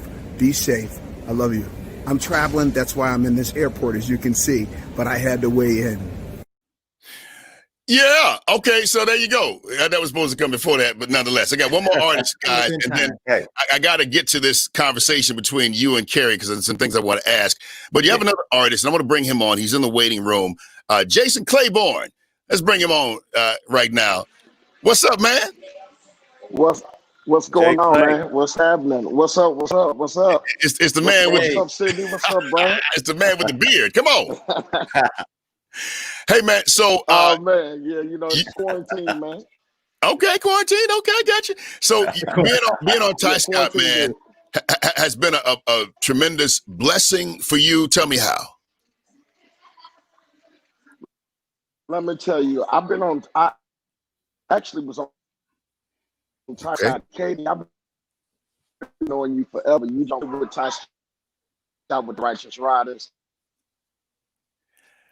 I feel the God telling me what he's saying. In the group so many times, I wonder how I'm gonna read. You know what I'm saying? Oh, you can hear me? Yeah, you're You going can't in hear and me? out. Can You you got hear a me now? going out ministry going on right now. Can you hear me now? Good. Oh man, Yeah. I don't know. Okay, so Righteous Riders. I started with them. Can you hear me? Yes. Righteous Riders. Okay, Righteous Riders. That's how I started with Tyscot, and then I moved on. I was the only singer dude in the rap group, so that's how I started off. I said, Katie, I've been knowing you for a minute. Like, I mean, since you've seen me sing with Hezekiah Walker and write Yeah, songs man. like Better for Bishop Hezekiah Walker, You're All I Need. I Survived It for Ricky Dillard, all of these other songs, man. And I'm glad to be a part of Tyscot. They brought me back on the family, man, 15 years later. There you go. And you got this song called God Made It Beautiful. 15 years later. Play the song. Yeah, this is my second single. God Made It Beautiful. Thought I was finished, down for the count. Thought it was over, my time's run out. But then you stepped in, took the story and changed the end. I thought it was ashes, but God made it beautiful. It looked like ashes. God made it beautiful.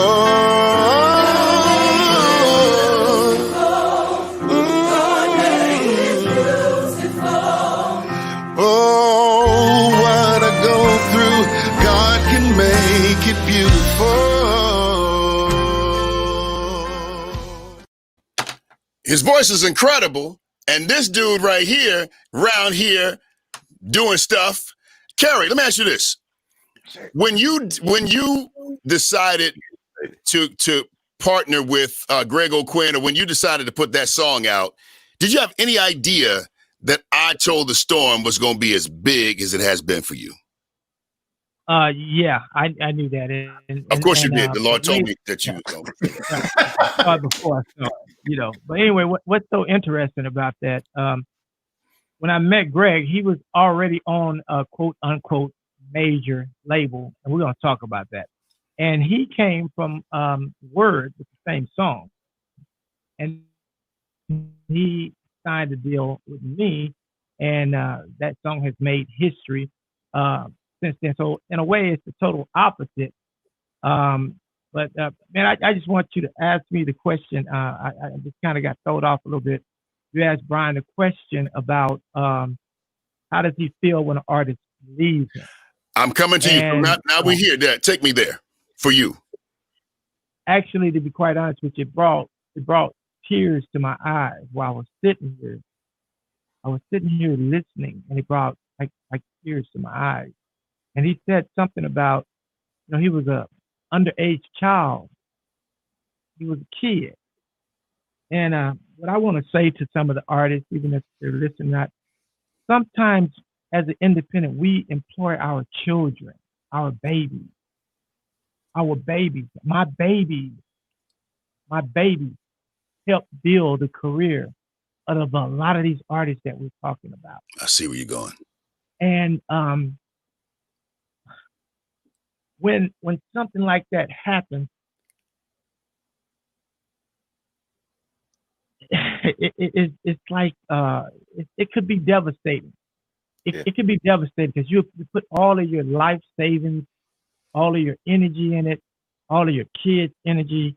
Sometimes you lose wives over it, you lose families over it, and when it happens, it's just devastating. But one thing that I want to say to everybody out here, a lot of us think that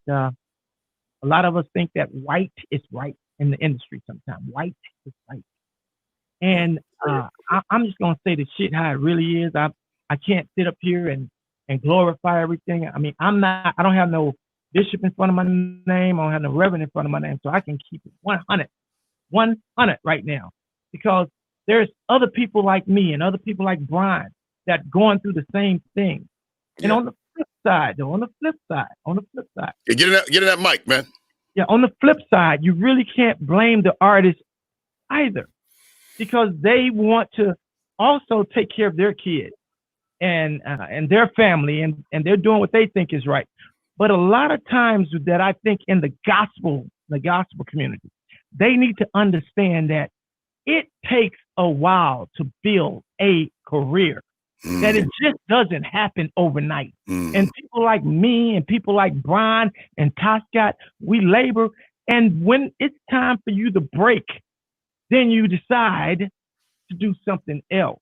You're being inconsiderate of the person that suffered the same way you suffered. Yeah. They fought the same battle that you fought. And just when he said that, it just almost broke my heart again. But he did say that through the pain, there comes joy if you can hang in here long enough. If you can hang in here long enough, because what goes around, it'll come back to you. Yeah. As long as you reinvent yourself in this industry, as long as you stay a forward thinker in this industry, as long as you are good at what you do, it comes back around. It comes back around. Let me take this here. I have to say that. Yeah, no, and you're right. I appreciate you, man. You know, you my man, 100 grand. You know that. Come on, man. You on the record, off the record. You my dude. So I'm gonna take this curve quick because you brought a level of passion to the gospel music industry that a lot of people, you know, the old heads or let me say it like this, more the standard people that was there before, they took offense to, because you didn't do it just because they said so. You asked the question why, so much so that you got that term, the Suge Knight of gospel. Now, we talked about this before, you know, so I ain't throwing you no curveball. Tell me the thoughts about that, because I get it, and quite frankly, I know you get it. But tell me your thoughts about that whole term, the Suge Knight of gospel. Well, first of all, when people play with your money, you might have to kick a little ass, but that really ain't it. I'm just keeping it real. But no, you know where that come from is, you know, man, you know, first of all, the GMWA, right? And you know, you spend $20,000-$30,000, you just getting in the industry. You got 1 feet in the street and 1 feet over here in the church. Yep. And then some Negroes trying to, you know, pull some, you know. Blah, blah, blah, blah, blah. Yeah, right. Yeah, we're gonna have to get down with it. But but let me just say this: that term used to really offend me. Yeah. Most people don't know it. It used to offend me. But when you think about what Suge did and some of those guys back then, they really were trying to do their own distribution. They were trying to do that. What they did was good for the music industry. The idiots just didn't know how to stop being idiots, but they were very intelligent men. And what they did set the groundwork for what we're doing and what we've done. The problem is they just couldn't quit. They couldn't get the street out of them. Yeah. And you got to understand, right now as we speak, Tyscot and we're going back and forth with the #1 and #2 record in the country. Black owned, Black independent, operated, proud to be Black, and Anthony Brown and Ernest Pugh, they're going back and forth. And at this point, I don't really care where they land. Yeah, man. Oh, it could be one or it could be two. I don't care. What I care about is to see 2 Black companies. That's it. Music that we create, music that our people love, music that's touching the hearts of our people. And we own our music, and it's Black owned and operated. And sometimes that's more important than anything. And what I ask you, artists, give us a little time. Give us a little time to build your career. Give us a little time to get you where you want to go. And don't just leave us all of a sudden because you think the grass is greener on the other side, because it's not. People can, and I know you guys can attribute to this, man. But there's so much we could talk about, man. I know we got some other artists and stuff coming on, but it's something that I say, guys, and I want you to, Brian, I want you to respond to this. That it's easy for people to celebrate the benefits of you when they have no interaction with the liabilities of you. So everybody can come along when you hear, but when a person doesn't have the wherewithal or the interest to come with you when you're here, hey man, that's got to be a tough feeling. So I can understand how passionate you would be with it. Now you was diplomatic with it, Brian. Did you want to revisit that when people leave? I just want to know. No, I mean we both have our experiences. I think we both feel the same way. We both have our experiences, and we deal with things the way God has created us to deal with them. I can honestly say that John Key, during that situation, that was the first time I experienced it. I know Dad had experienced it before I joined in '88, but when John Key, when that situation happened, it was unfortunate. John didn't start the situation. A company went bankrupt. That started the situation. Gotcha. Okay. So there. So Tyscot, you hear, if in John's mind, my record label ain't got no money, ain't got a bunch of debt, and I'm on my way up. Okay. And John could have easily have left us. You know, we couldn't afford to even uphold our own contract at that time. But what I appreciate about John in that situation and the counsel that he had Max Siegel, was his counsel at that time. And they decided, let's get in a room and work this out. Let's figure out how John can get his needs met, how Tyscot can continue on, and how we can, come along for the ride, and how we could take John's career to the next level. And it was us sitting down. So I appreciate that. It was us sitting down and actually putting our heads together and saying, it ain't going to be like it was. It can't be. We can't pretend that what happened last week didn't happen. But we was able to put our heads together and move forward. And I so appreciate John for taking that posture. Very good. Did I like the fact that he went somewhere else? But it wasn't him saying, I'm leaving because of anything else other than we was in trouble. Okay. But if he had left and he said, I'm leaving, you would have cussed like Kerry did? Would you do a little cuss word out there? Hey, man, let me tell you about that other Negro. Right. Now Dietrich's gonna be coming on, and Dietrich's my friend, and we've had some, No, not yet. We're gonna get to it. Okay. Not yet. Okay, man, this time is running. Okay, all right. So Kerry, take me here. Greg O'Quinn, the "I Told the Storm" record. You already introed it. Let's go to that song. "I Told the Storm." Greg should be on. Is he on? Oh, Greg.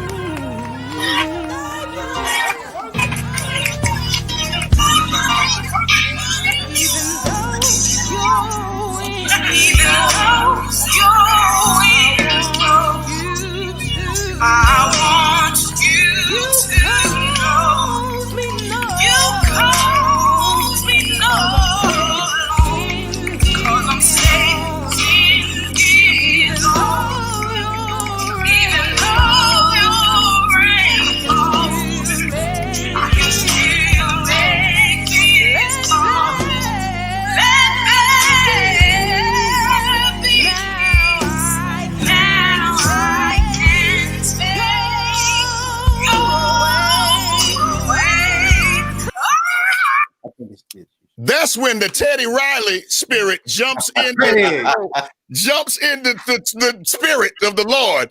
Ladies and gentlemen, he's that dude, Greg O'Quinn. What up, man? Greg, can you hear? Greg? I can hear you. Hey, all right, KD, talk, baby. okay?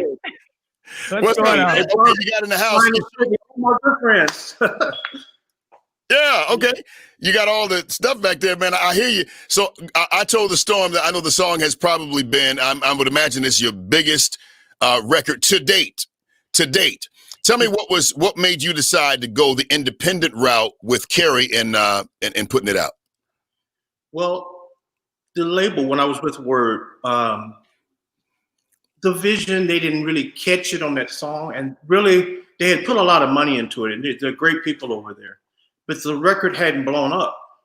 It hadn't done what it did, you know. So we decided to go different ways. And I met Kerry, and I think it was Talisa Stinson told me about you, and he connected us. And we got at the Houston Gallery, man. And I really loved his energy, man, and his passion. And we had 153 million views on YouTube to date. as a result of this relationship I established with Kerry. So I'm excited, man. I'm still excited. Yeah, so that tells me I'm gonna reach out for you, Kerry, after this is over. I'm getting compensated for this. I did this for the love. I thought I'm helping the black people. Black people got money. No, we gonna holler after this. Hey, Greg, I appreciate you, man. I love you, King, and man, much success to you. What you got going on now, man? Hey, man, I got a lot of my church members on now. We're about to do an album at my church, and I'm finishing up a new thing with Kerry, hopefully. So, got new music. It's called The Culture, the new record that's coming out this year. The Culture. Yeah. Man, I love it. Yeah, Shout out to Hebrew. Hey, Greg, I want to say to you, man, I really think that, you gave me the opportunity to work with you on that song. That song, it just touched the hearts of so many people. And it's like, been doing it for 20 something years, man. It's like incredible. And that's what I think we might be missing in gospel right now. We're not really forward thinking and putting out music that would resonate and touch the hearts of the people. I mean, when I got into this, I got into gospel because I knew that the shelf life of gospel music was everlasting. Right. It was everlasting. And so, when I saw the hip hop music, like, one day you got Ja Rule, the next day you got somebody else, and the next day, but gospel music, like she said, over 150 million streams, and it's still moving to this day. Every Sunday, somebody doing it in their church, somebody praise dancing to it, somebody just, the record is just blown up. And that's what this music and this culture is about. And that's what we have to get back to, except for we have to use the modern day technology and tools that we have in order for us to keep going. And we definitely got to stay strong, stay together. Yeah. I was looking at this thing earlier. I didn't like the idea that I was off, Brian was off, because we put this together because we're united as one. We're standing strong, united as one. And that was the vision when I called Brian, and that's going to be the vision moving forward if it takes me out of here. Nobody's going to stop it. Y'all know that y'all can't stop me, so you might as well just join me. Just join me. That's the truth, brother. I know that's the truth. Hey, I appreciate you. Hey, Greg, I appreciate you, man. Kerry, so you had another artist, man. I met him maybe about a couple months ago. He came in the studio with another artist that's going to be on a little later on tonight, Zacardi Cortez. But, man, this dude, I don't know, man. I think he just, whatever it is, hey, bro, he got it. Demetrius West is in the building. What up, boss? What's up, family? Everybody, what's good? KD, Scotts, what's up, family? Y'all good? Hey, man. Hey, are you still trying to come to the A or no? Man, just pray for me, brother. Hit me. My dad ain't gonna turn me loose, man. Hit me on my hip after this is over. I will. Talk about double. Okay. Hey, man, but you're deciding to merge with Blacksmoke Music and carrying them, man. What was the thing with that? Yeah, man. Like I think it was God divine, man. When I initially talked to Kerry, he was just kind of in a different type of spot. He had something he alluded to earlier when he was talking how artists had kind of been mistreating him and all that type of stuff, and he was just like, yeah, I'm just kind of done with it. I don't want to do it. So I was like, Kerry, come on, man, let's get up out the bed. Let's work, man. Let's work. So off the couch. I got him off the couch, man. I was like, oh, okay, because I wasn't sure what's going on here. What just happened? That was when I was in the trucking business. Remember, I started the trucking business. I'm gonna visit that, but go ahead, man. Yeah. So, man, he was like, okay, let's give this a shot, man. And I tell you what, man, because of the favor of God, man, it allowed us to do some incredible things. And I know that by him and his vehicle that he has in this industry, the respect and the integrity that he has in this industry, and with God's help, of course, it has allowed us to do some amazing things. So our lead single together that we had was Open the Floodgates. And I'm telling you what, man, God has blessed us tremendously, over 1 million views, streaming views and what have you. So God, in just 2 years, man, we've been working together for 2 years. And so I'm grateful for that. I think that's a pretty good intro. Demetrius West, ladies and gentlemen, Open the Floodgates. Enjoy.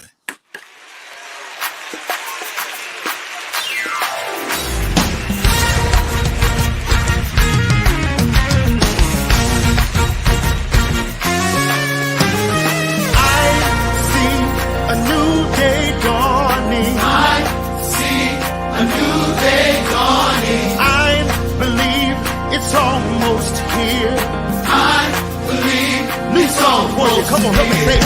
I see a new day dawning. I see a new day dawning. I believe it's almost here. I believe it's almost here. Lord, we are standing in your presence. Lord, we are waiting patiently. Our hearts are ready to receive. I was just talking to Jesus on the phone on the main line. He was right there. I told him what I wanted. I said, I want Pam and Frank Wilson on this thing. And look how God did that thing. How y'all doing? Wonderful. Outstanding, KD. Good to see you. It's been Indeed, man. Frank, I know you from many years ago, brother. Just been basically a laborer, a co-laborer in this industry. When we talk about independent labels, man, I know it's gotta be tough, but you find a way to forge through. And I wanted to bring you on to be able to talk about that piece of it. Absolutely. Well, first of all, let me just say thank God for the independent Black gospel record companies who have given voice to the experience of many great artists and for the vision that continues to enable Tyscot and Blacksmoke Records to continue even during this pandemic season. So hats off to you, Kerry Douglas. Hats off to you, Brian Scott, Cindy Scott, Dr. Bishop Scott. Hats off to you. You know, because the truth is that when other businesses take a hit, Black businesses take a double, triple, or quadruple hit, and the impact on that happens as a result of the crisis that take place. And I know that Pam, we both have been radio broadcasters for over 30 plus years in different markets. And now we collectively come together and able to do a number of things, but we both are part of Black radio as well. So I think about it, and I want to say it this way. Black families matter, Black churches matter, Black communities matter, Black artists matter, Black music matters, Black companies matter, and Black lives matter. Black marriages matter, and Black record companies matter to Black radio. Yeah. Yeah, and Blacksmoke. I think those throw that in there too. Black Smoke. That's it. That's it. You know what? Blacksmoke matters, right? Right. Introduce this song, guys. This next song by Casey J. What a phenomenal record. Yes. Well, Casey J has come on the scene, has come on with such great power and fervor. And we are enjoying hearing her and even the first introduction to her. And thank God again for all of the wonderful, wonderful artists that are part of Blacksmoke and Tyscot. Let's take a listen now to the one and only Casey J. If you are for me, who can be against me? If you are with me, whom shall I fear? If no one knows me, still his heart adores me. I am safe, I am loved, I am healed. I am safe, I am loved, I am healed. I am safe, I am loved, I am healed. I am safe, I am loved, I am healed. Yeah. Hey, listen, we're rolling through these, man. I'm telling you something. From one phenomenal voice to the next, this artist right here on Tyscot Records, she took the industry by storm. She started out with YouTube videos, and now she's on Tyscot. Make some noise, ladies and gentlemen, for that one right there. Bree Babineau. How you doing, Bree? I'm doing good. Hey, Sydney. Hey, Brian. Hey, Bree. How are you? I'm doing good. Hey, Bree,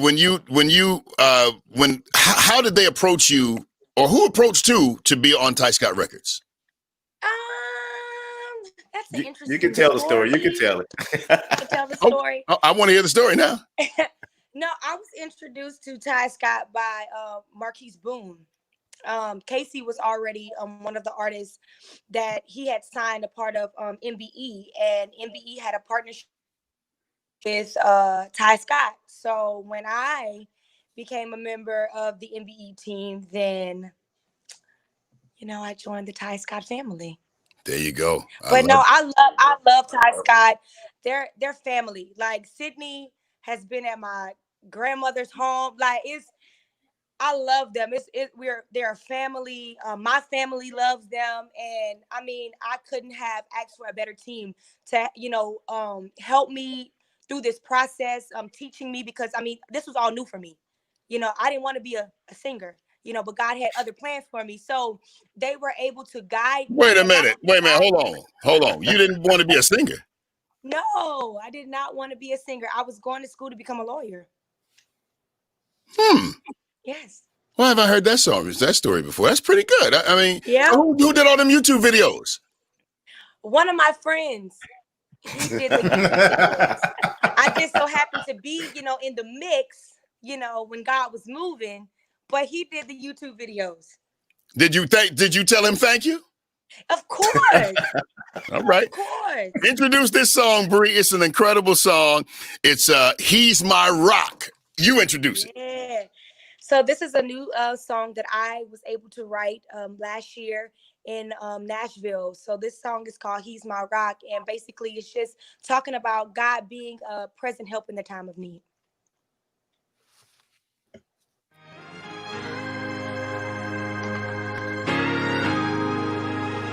Mountains rise and fall. Seasons come and go. Father, through it all, one thing that I know, I can trust in you. Yeah. People let you down, and life is filled with pain. Falling to the ground, on my knees to say that I can trust in you. Yeah. Oh, He's my rock, on a solid rock I stand. Yeah, He's my rock, on a solid rock I stand. You were faithful in the storm. I was never left alone.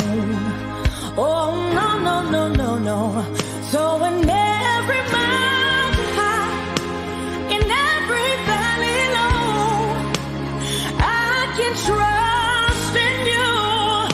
Oh, say He's my rock. He's my rock. On a solid rock. On a solid rock. I stand. Oh,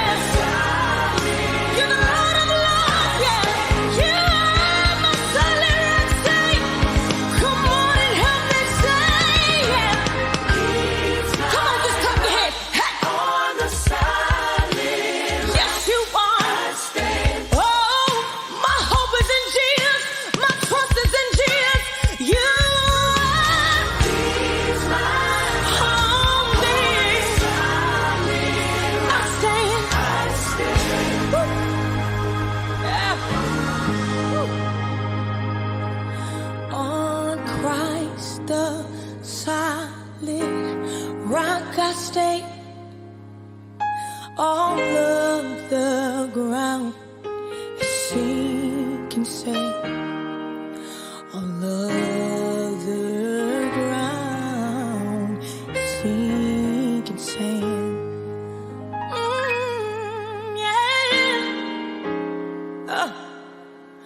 Oh, Christ, solid rock I stand. All other ground is sinking sand. All other ground is sinking sand.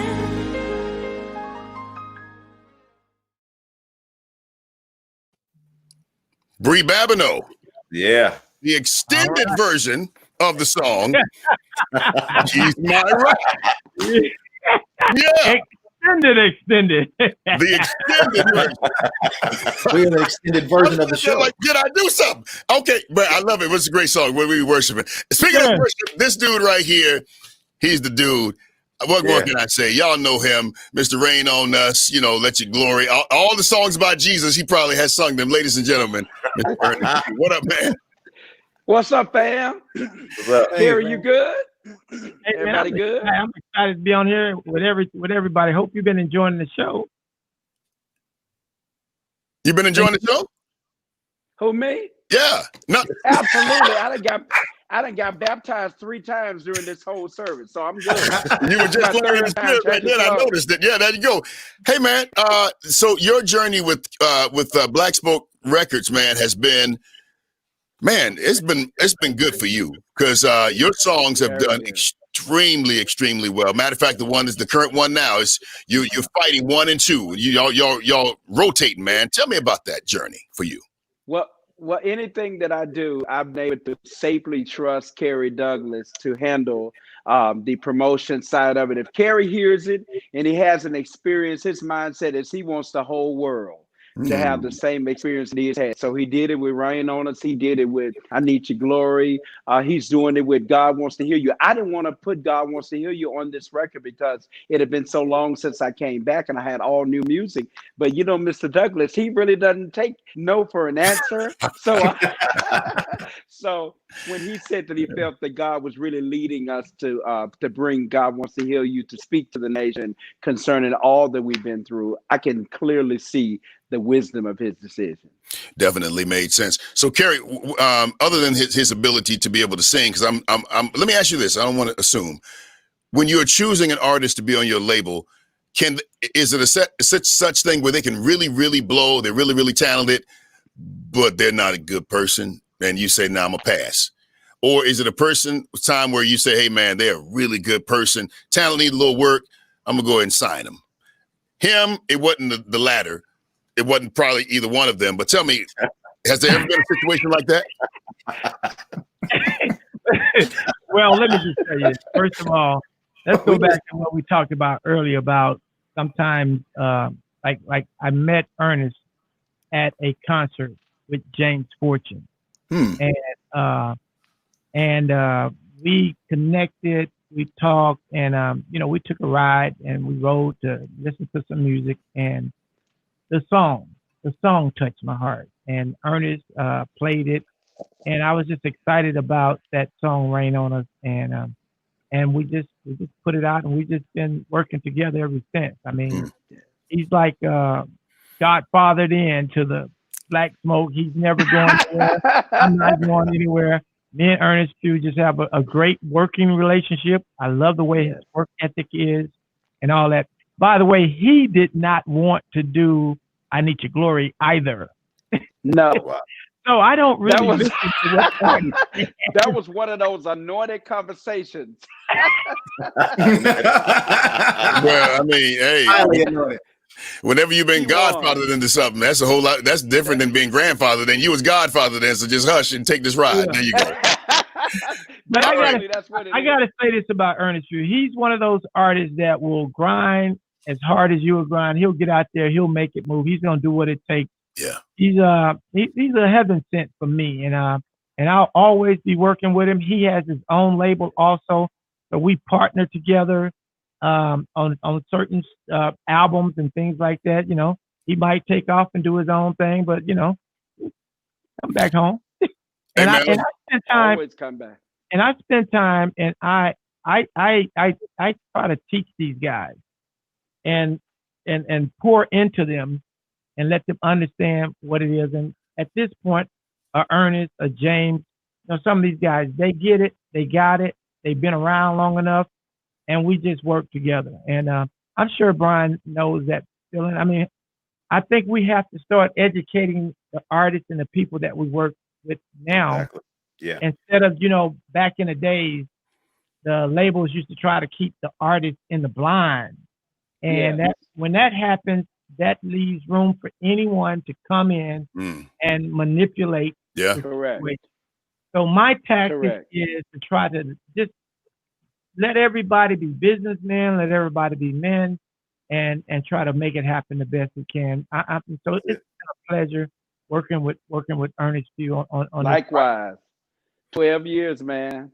Hey, and man. Can I just say, I don't think I know anybody that works as hard as Mr. Douglas. And that's why he'll get you up at 6 o'clock in the morning, and sometimes you don't understand it, but you see the wisdom of it when he wants you to build a rapport with everybody who's playing your music. They should know your testimony. And I was like, wow, you got to get up. We got to get up at 6 o'clock. Jesus don't get up to about 9. So I'm like, but I appreciate you, man, because you have taught me finances. You've also taught me publishing. You taught me how to read a BDS chart when I didn't know what BDS meant. And so I don't take anything from granted. I was nowhere on the Richter scale when I met Kerry. And I mean, in just a short time, he has taken my music and my ministry to the world. And so I owe you a kidney or something, man. I ain't got enough. I ain't got money like you, but I can give you a kidney or something like that because you are getting older. Hey, man, introduce this song, Rain on Us, brother. If you're in a dry space right now, allow this song to saturate every dry area in your life. God's going to rain on you in this season. Indeed. God's getting ready to do exceedingly abundantly above all we could ask or think in this season. Let your glory fill this place. You're all consuming fire. Fill this tabernacle and purify us. Surround us in this place. Want you to breathe new life, to send the refreshing. Purify us. Let your glory. Come on, all over the room. Wave that hand in the atmosphere and tell us, let your all consuming fire. He's getting ready to do it in this season. Yes, purify. Surround us in this place. Breathe new life within us, yes. My God. Oh, yeah. Now listen, get that hand as high as you can get it and just ask for the rain. Tell him to rain on. Are you ready for the rain? Anybody want him to breathe? Hey, shower down. Shower down. Send your spirit, Lord. We need an outpour from you. Say rain. Lord, breathe on your people today. Oh, shower down. Shower down. Send your spirit, Lord. Let your glory. Hey, let your all consuming fire. He's getting ready to manifest it in here. Hey, surround us in this place. Surround us in this place.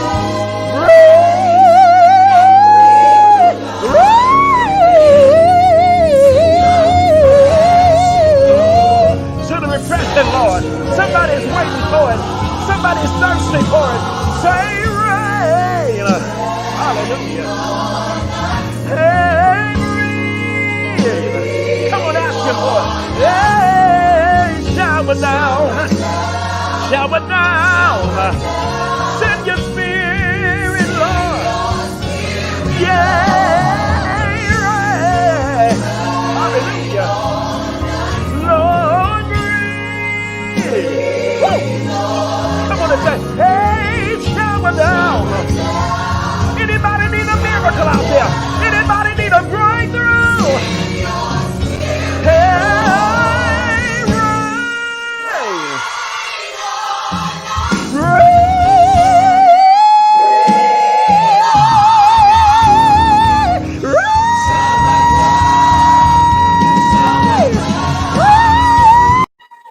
Yes, just like that. Cut it, because I ain't about to be on this floor slain in the spirit. He's about to slay me on that one. He's about to get that falsetto and knock me out over here. All right, y'all. This is Trust in You, of course, brought to you by Pompeian Olive Oil. Probably everybody up here just be drinking it, just clearly. Found in Church of God in Christ and the apostolic churches all across the world.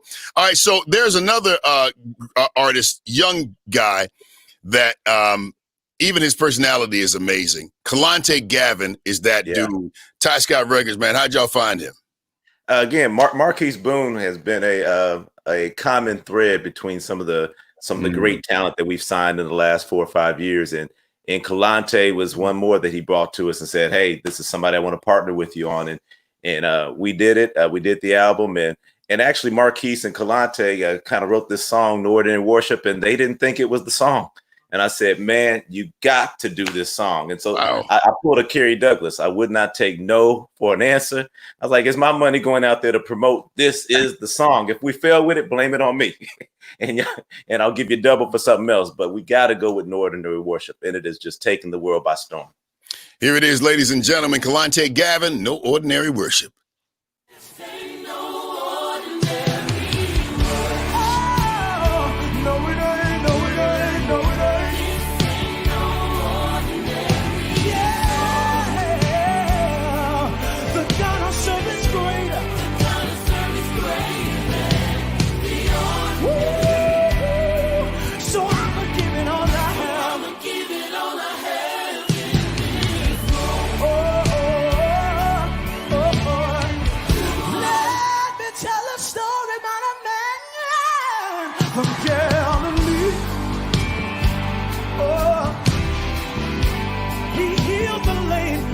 The blind to see.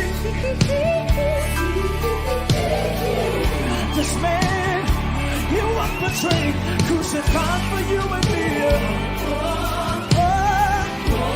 This man only wanted to make us free. I don't know Jesus. I just know, okay. All right. Jesus be calling me. You know, we got a relationship. All right, ladies and gentlemen. Woo! I feel like heavy hitters up here. Hey. I feel like I trust you. I feel like I believe. I feel like a whole lot of stuff on the phone right now. Blacksmoke Records Worldwide, man. Listen, you did that. My office hours from 9 to 5. Make some noise for Bonita Cortez, Sean McLemore, and James Fortune. What up, gentlemen? What's up, man? What's going on, man? KD. Oh man, I'm winning. So, you guys took Blacksmoke Records to an entirely different level. Sean, you that dude, man. You that dude. I've always thought that you were underrated, man. Because you were so talented. Even when that first record came out with John, when you was on the stuff with John, I just said, this dude right here is something special. This dude is something special. And so, of course, hearing you on, I Believe, I'm like, wait, where the dude been? Where you been? Just hanging out, man. It was just you ain't been eating, that's for sure. I can see that. Funny, man. Try to stay healthy, man. Do you remember when you demoed a song for me with A$AP Ward?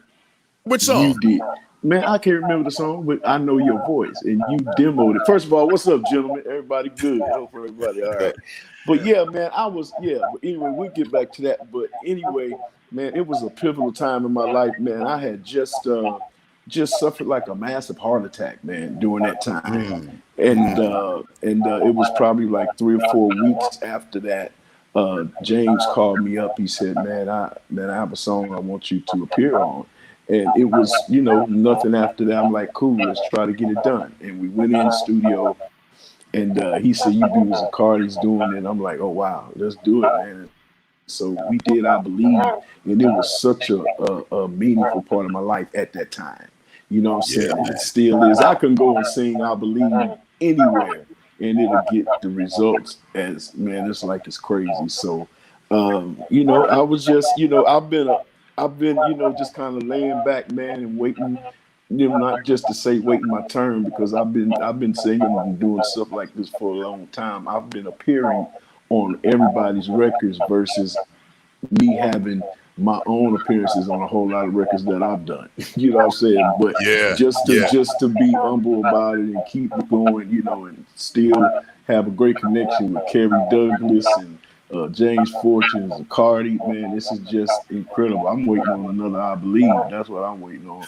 And so I think it's going to happen.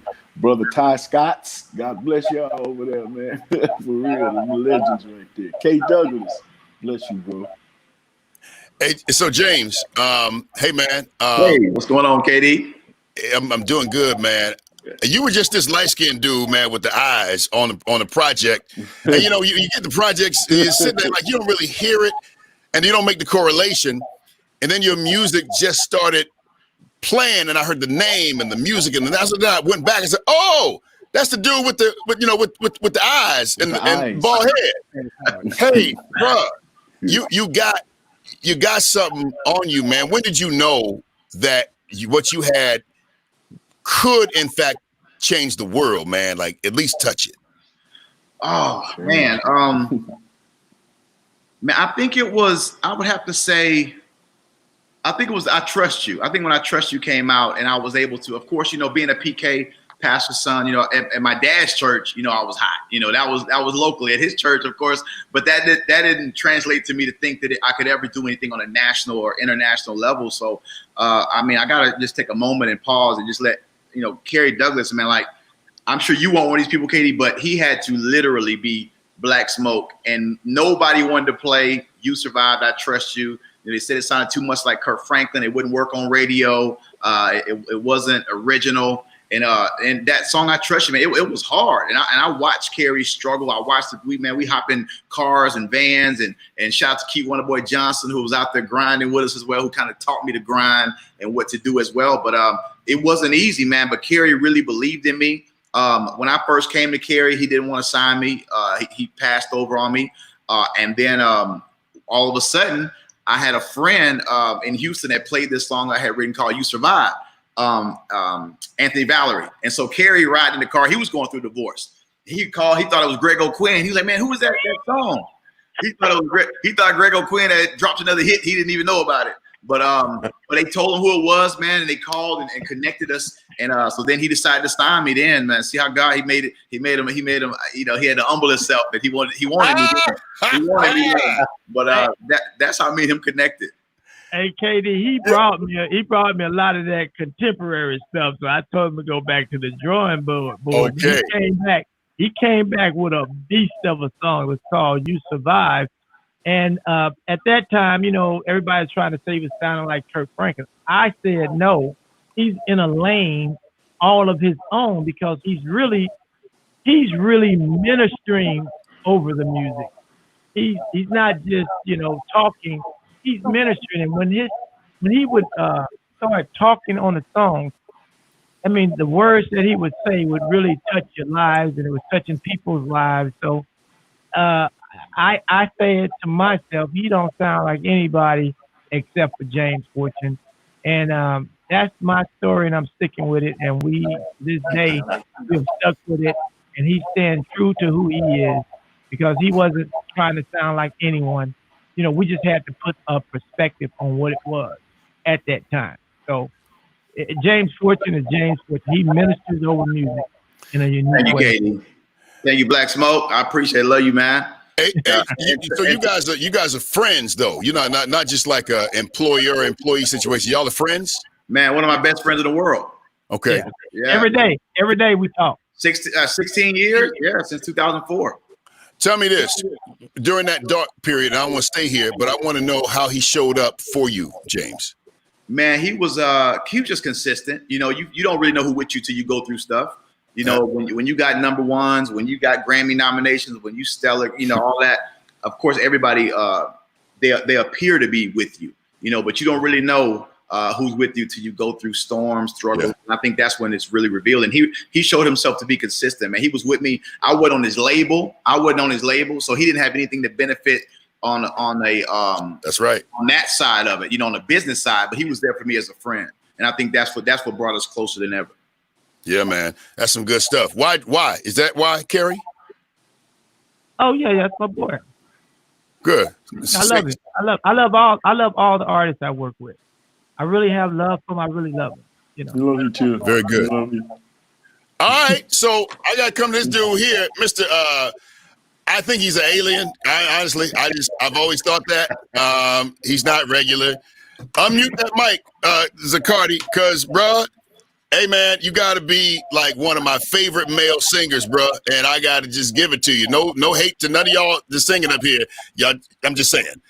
You know, Zaccardi, unmute, man, and tell me about your journey. He don't even know how to unmute. Maybe we can unmute it on this end. I really want to know what the journey was like.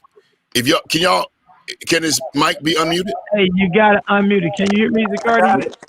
They got it. All right, there you go, big baby. You gotta help me with this, man. What I know, we talked a little bit. We actually talked a little bit, but the journey of coming to Blacksmoke Records. I have so many things I want to ask, but tell me about that. What made you say yes to Kerry? Being honestly, man, I was just following James, bro. Honestly, I was just following my big brother, man. And, me and James kind of started with Kerry together. You know, as soon as Kerry started working with James, he was pretty much working with me because I was working with James. So, James signed to Kerry, and a few years down the line, I was like, yo, I'm gonna follow James, man, because you know, it was going so good, and God was blessing us, man. And James was dropping number ones, and Kerry was just a great guy to work with. He easy to work with, but hard to work with. But once you get to know him, you know what I'm saying. It's real easy to work with Kerry, and once you understand him, you know y'all relationship is gonna be the greatest. But you gotta understand, my man. That's my boy, though, man. I love Kerry, man. That's my guy. Hey, man, that's good because I do want to go here because you know when we talk about brothers whose fathers really wasn't there like we would have preferred, especially in our community. Sometimes it's hard to listen to a man, especially an alpha male, trying to tell you, you know, what to do and how to do it. Yo, I'm a man, I got talent too. You ain't got it. So how did that, I'm gonna ask, like, Kerry, how did that piece of it work? Like, what did you have to do to be able to win Zaccardi to be able to listen to you? Well, you know, that's still up in the air, but. Hey, I love it. But let me just say this real quick. So I want y'all to know that this was planned out. When, you know, when you have minimum amount of money, right? So I was putting a lot of money into James Fortune. So we sit down and we did the same thing that they did back in the days of rappers. You know, they would feature the next artist on their project. Mm-hmm. So we started doing it like that because, you know, when you're independent, it's very hard to build a lot of artists at one time. Yeah. And we already talked about how long it takes to build a brand. Right. So what we did with James, we would feature Zaccardi in with James, and we kind of got 2 for 1. And Zaccardi is the most amazing vocalist on this planet. You know, I enjoy working with him. I love him to death. I love him to death. To life, really. I love him to life. So we just kind of packaged the two together, and we always knew that we would spring Zaccardi out of that package. And that's just kind of how we did that. Brian, I'm sure y'all have done that before, right? Oh, definitely. Yeah, so, we have to kind of package it up at that level of the game. Now, at this level of the game, we can do what we got to do. At this level, we can do what we got to do. And we're excited about getting a new record put out on Zaccardi and everything. And James, I'm sure, why you guys all off the air? That's probably, I can see him. Yeah. Okay. James, you on mute? Personally, no, they got. Okay. Being with James taught me so much, and it was like a 1-2 punch, man. Even to this day, when we go out and minister around the world, and we end up linking together, man, it's like we call ourselves the dumpsters, man, because God just come on in the building, like it's just crazy, and that camaraderie and that experience with my bro and with Kerry, that's what we built, over all these years, man. Since 2004, like James said. Yeah, I've seen, man. It was honestly like starting out. Of course, I couldn't sing. I'm not a singer. I don't claim to be this vocalist, but it was like from the You Survived album. Me and Zaccardi went on a tour, the One Church tour, and man, it was just me and him out there. We had 5 minutes before Smokey and Risen and Kurt Carr and Vicky Yohe, and man, it was just from that point on. That was in 2005. From that point on. A lot of people don't know, but what helped I Trust You also was the fact that the first single was The Blood off that album. It wasn't I Trust You.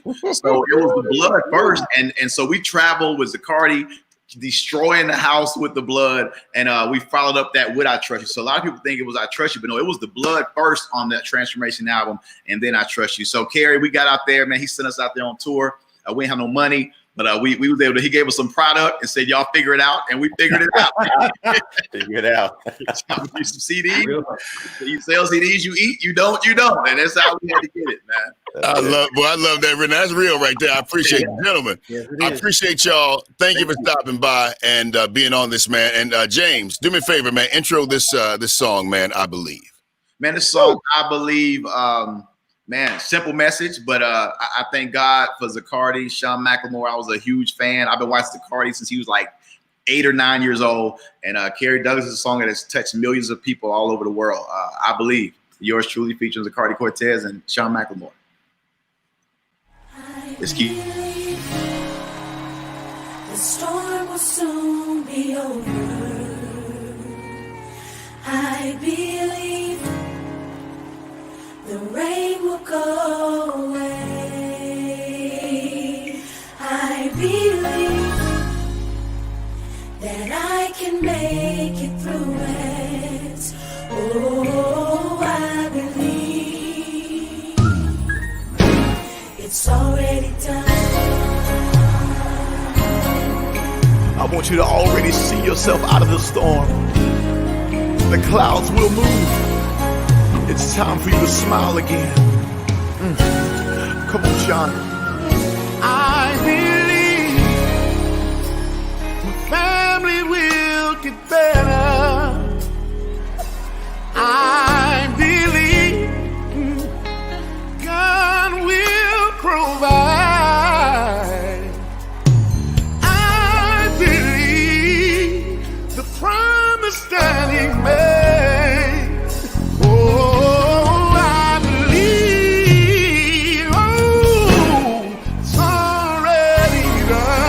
The blessing is yours.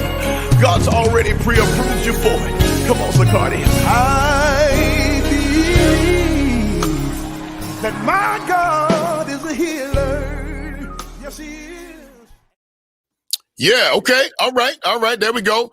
So let's do this. Let's move on. Them in and out fast, Next dude. Let's do this. This next dude has a record that first of all, I didn't know where it came from. It hit radio. 1-2 Mike Tyson coming back out of, that video that's going around. Ladies and gentlemen, Pastor Mike Jr., what's going on, man? Hey, what's up, everybody? Let me first start off by saying I am not worthy to be on this stream, man. Seeing all of my heroes growing up, I mean, this is an incredible night, man, and shout out to Tyscot and more importantly, Kerry Douglas for this incredible opportunity. Kerry, what was it, man, that made you say yes to Pastor Mike? Wow. Again, I was with James at his church. we was at his church where I met my beautiful wife, and so I just came down and we came up to him and he talked and we talked. I went over to his home and we listened to some music, and I was just blown away. I just saw it. I knew that this young man was headed for next in the music industry. First of all, he's a double threat because he's one of the most dynamic young preachers on this earth. He's the best there is. And then we talked about it. We listened to some music, and it's very rarely that you can hear an album that may have like 3 smash singles on it, and that's what I heard with him. And our relationship just kind of came together, and it's just been we've been making history ever since, and we're gonna make a lot more. Hey man, so That's is there a song that, or an artist rather, that got away? Like was Tyscot reaching out for Pastor Mike Jr. and you got him, or was like vice versa? There was a situation where there was a bit more and one won over the other. I personally don't know, because it doesn't matter to me, because I understand the position that God has put me in. Because you're humble. Let's talk about that humility. Yeah, I don't know. I don't know if they got away or not. Sometimes in this business, an artist will come to me and say, "Man, so and so told me this and that about you." I say, "Well, it sounds like they're not hating on me. They hating on you, because I want you to be connected with this blessing God got for you." So I think artists have to be aware of that. Artists have to be aware of that. So now, what's for me is for me, and who's working with me is for me. I don't trip on that anymore. Yeah, and we look at it's a blessing that that Pastor Mike decided to work with me. He's been a great artist to work with, and I'm excited to talk to him day in and day out. And also, I want to say my team. See, I'm sitting here absolutely about me, but I have an awesome team behind the scenes. I mean, we have some of the best digital marketing people, my project managers, video people. I mean, we have an entire team. Even the team, there's a team that puts this together that's behind the scenes. So I want everybody to just give a shout out to the team. And I want y'all to know I really respect y'all, love y'all, and thank y'all for what's coming out. But Pastor Mike got some new stuff going on. Talk to him about it, pal. Give me a minute. I wanted you to respond, Brian. Oh, well, I was just going to say that we look at signing artists almost like a marriage. They're because you had asked earlier, you said, is it just about talent? Is it just about these things? And I don't know. For me, I gotta feel it. Like I dated more than one woman before I got married. But and although I may have felt something with them, I didn't feel that it was the long-term thing. There you go, Kerry. You didn't have any entanglements, did you? Hey, I knew it was coming. Stop telling me that. I think he has some entanglements. I think he has some entanglements.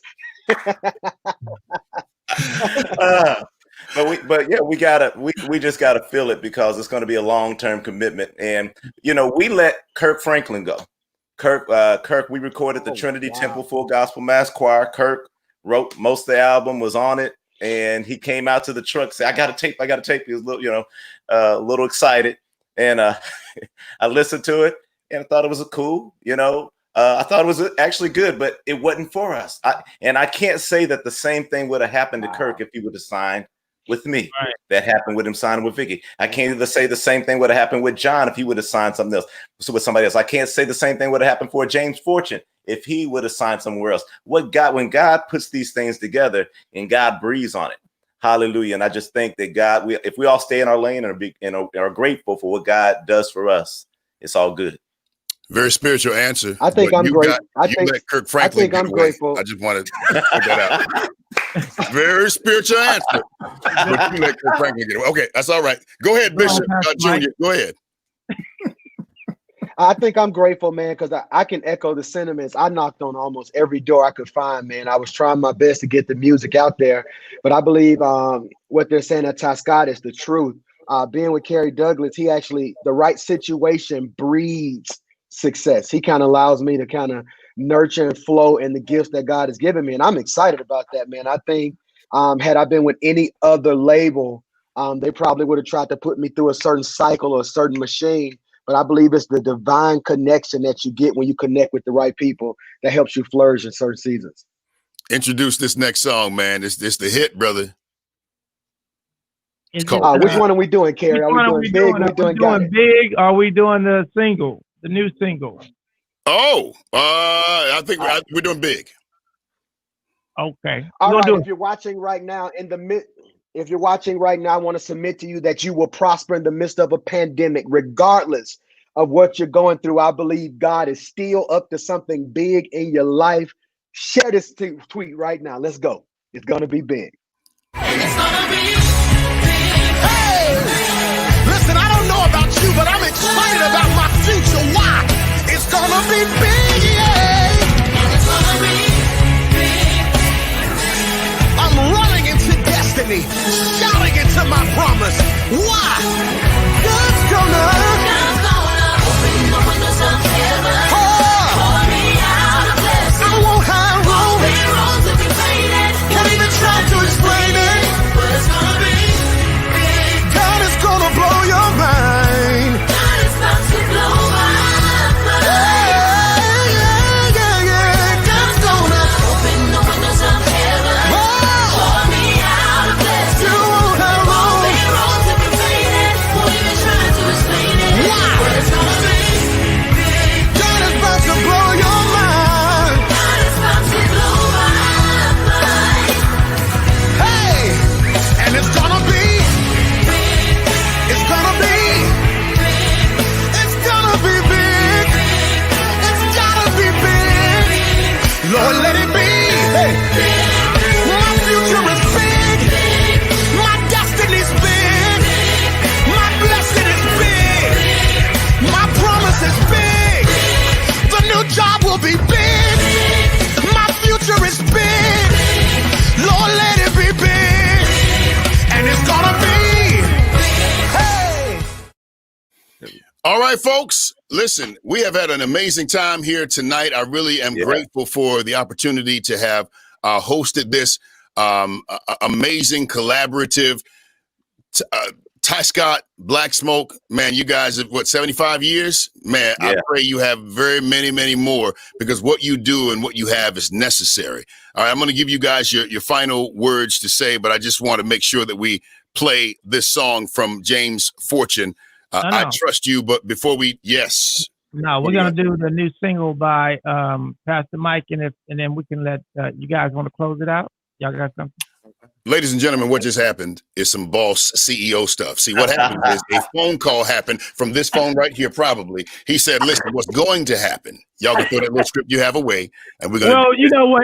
This is a debut video. It's called I Got It by Pastor Mike Jr. Everybody's expecting his new song, and this is going to be the first time this video is seen anywhere in the world. Yeah. Period. Yeah. So you want to do that? We all going to enjoy it. Everybody's going to enjoy it because we worked real hard on it, and it's got a lot of interesting things in it. So hope they have it ready. If y'all can, once y'all put on the video by Pastor Mike Jr., his new single, and then we're going to come back and close it out. Fair enough? Ain't nobody do me like you, Jesus. Ain't nobody do me like you, Jesus. Ain't nobody do me like the Lord, yeah. Ain't nobody do me like you, Jesus. I give you glory, yeah. I give you glory, yeah. I give you glory, yeah. I give you glory, yeah. I give you glory, yeah. I give you glory, yeah. I give you glory, yeah. I give you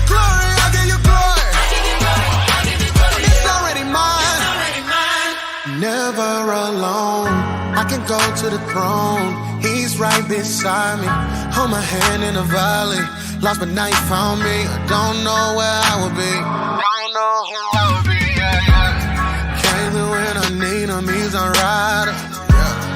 All my haters, you know he be fighting. I never had no one to stick beside me. And when it's cold, I know he got that fire. You made a way. Out of no way. You keep on blessing. Me. Every day. Fight on my battle. You say the day. That was all up in that, man. Come on, Doc. Wow, that was good. Love that. Hey, did y'all get the pandemic? Got it. All right. That was social. That was like done during the social distancing. Yeah. There wasn't nobody close in there. I noticed that. No. We made it work. Indeed. Okay. We're closing out. Well, let me just say this. I thank you guys for allowing me to be a part of this. I really appreciate you. And anytime I can be of service, guys, just let me know. Thank you. Closing? I'll go first. First of all, I want to thank Kerry. This was his idea. You know, he came to us, wanted the 2 Black-owned labels. First, it was a battle, and I prayed about it. So spiritual, and actually Sydney prayed about it too. And we're like, you know, in this climate, we need to come together for a different reason, and that's to show how 2 Black-owned labels can come together and show the world that there's hope, and give the world encouragement. So thank you, Kerry, for spearheading this. I know you put a lot of work into it, and like James Fortune said, you would call him at 6. You've called me a few times. Brian, what you doing? We got to make this work. So I appreciate you. I appreciate our staff. I appreciate Bill and Jeff and Claudius, Bree, Sydney, for all working to make this happen. And Leighton, Leighton, I appreciate him. But I wanted to take just a moment, if we could, my daughter Bree. And I was thinking Happy birthday to you. That's it. Right. If we could sing happy birthday to Bree real quick. Happy birthday to you. Happy birthday to you. Happy birthday, dear Bree. Happy birthday to you. Thank you, Bree. That's my alpha child. That's my oldest. She's 29 today, and I was thinking for a minute that Kerry's youngest was going to share a birthday with my oldest, but it hasn't happened yet. Kerry has not yet, but we looking like we're gonna be good around Tuesday or Wednesday. We gonna be good. But anyway, look, guys, I just want to thank you guys from the bottom of my heart. KD, we got a lot of history. Sydney, me and you, Sydney. I've been out there on the road with you, man. You are a beautiful spirit. We've been all over the world together. We've eaten at my auntie's houses or grandma's houses or something in California. I mean, we've done it. And Brian, we just now united to become brothers. This season is a great time. It's a great season. And, I want to be more connected to you, man. I appreciate everything that you do in the industry, what you've done to the artists. And again, I wish you share your father with me a little bit. I love him to death. I'll have you. I want you to share him with me. Also, I want to thank my lovely wife, Marzetta Douglas. I know she's probably ready for this to be over so she can go have the baby. I want to thank Angela, Greg, Ben, Olin, who else? Oh my God. If I didn't mention your name, don't worry about it. We'll hook it up. But all of the people that's with Blacksmoke Music and the staff, I just want to thank you guys for putting up with my what. And I love y'all from the bottom of my heart. What? Putting up with my what. I love you guys from the bottom of my heart. And I want to say to the industry out here, I'm a victim of what was brought to my heart. But I don't blame it. Don't blame it on me. Just blame it. Don't blame it on my heart. Just blame it on my situation. I love everyone out here. There's no competition. I just want to be a blessing to the body. I just want to be a blessing to the body. and that's it. That's it. Just a blessing to the body and all of radio. I love you guys. Hey, cutie. Hey, this is Stephanie. This is my second youngest. Hey, and Stephanie. I want to thank my father too, Bishop Scott, for giving us, an opportunity in the legacy. And I want to thank my wife. I've already done something wrong this week. I left her locked inside my bedroom with a bat. So that's another story for another time. Yeah, How old is your baby, Brian? How old is that, Stephanie? How old is your baby? Stephanie is 10. How old you are? No, the baby. The baby is 1. So I got a range from 29 to 1. Yeah, I got a 2-year-old and I got a little one on the way, and my oldest is 35. So look at Kerry. Just call us Father Abraham. That's it. There you go. I just want to say that, man, what we're doing tonight and what has been done. I know there's been a lot of variables, and that goes with entertainment, but we are providing such a great frequency and content out here in a time where people are looking for something that fills their soul and not just sensationalizes their mind and their ears with sound of songs. And this comes from a place of purpose. We all have history, and we're all tied together in this thing of music and life. And KD, we've been working together with you for over the years, back in the days with Dietrich touring in the Cadillac and Kerry with the magazine, so we are in different places within the body and different members, but we're all functioning as one for a purpose, because at a time like this, people really need to see the gospel made flesh through the works that we do, through the ministries we represent, the people we work with, and the music that we produce and distribute. Indeed. All right, y'all. Until next time, love y'all. And Kerry, be on the lookout for my Cash App. We got one more song to close with. I think it's the reason why we came together. I will try to close with Anthony Brown and Group Therapy. I trust you. Good night, everybody. Good night. Yeah. You did not create me to worry.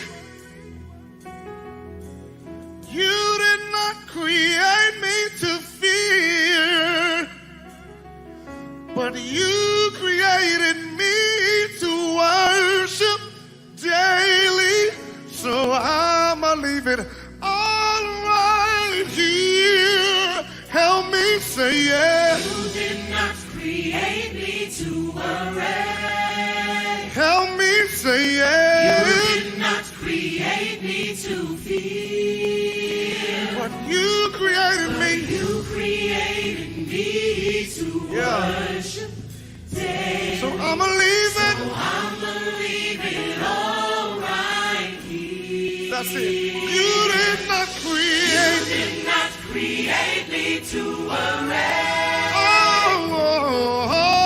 You did not create me to fear. Yeah. But you created me. You created me to worship. That's it. Daily. So I'ma leave it. So I'ma leave it all right here. Here's your part. My hands are raised. My hands are raised because I surrender. Hallelujah. Your will is what's best for me. Best for me. Oh, I worship you. I worship you because you're Jehovah. Oh, because you're Jehovah.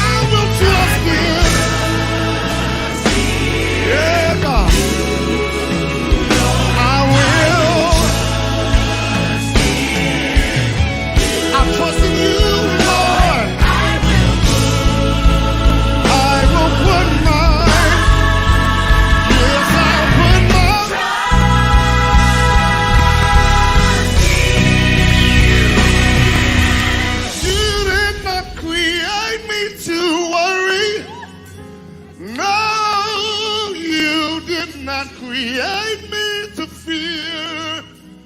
Oh Lord, but you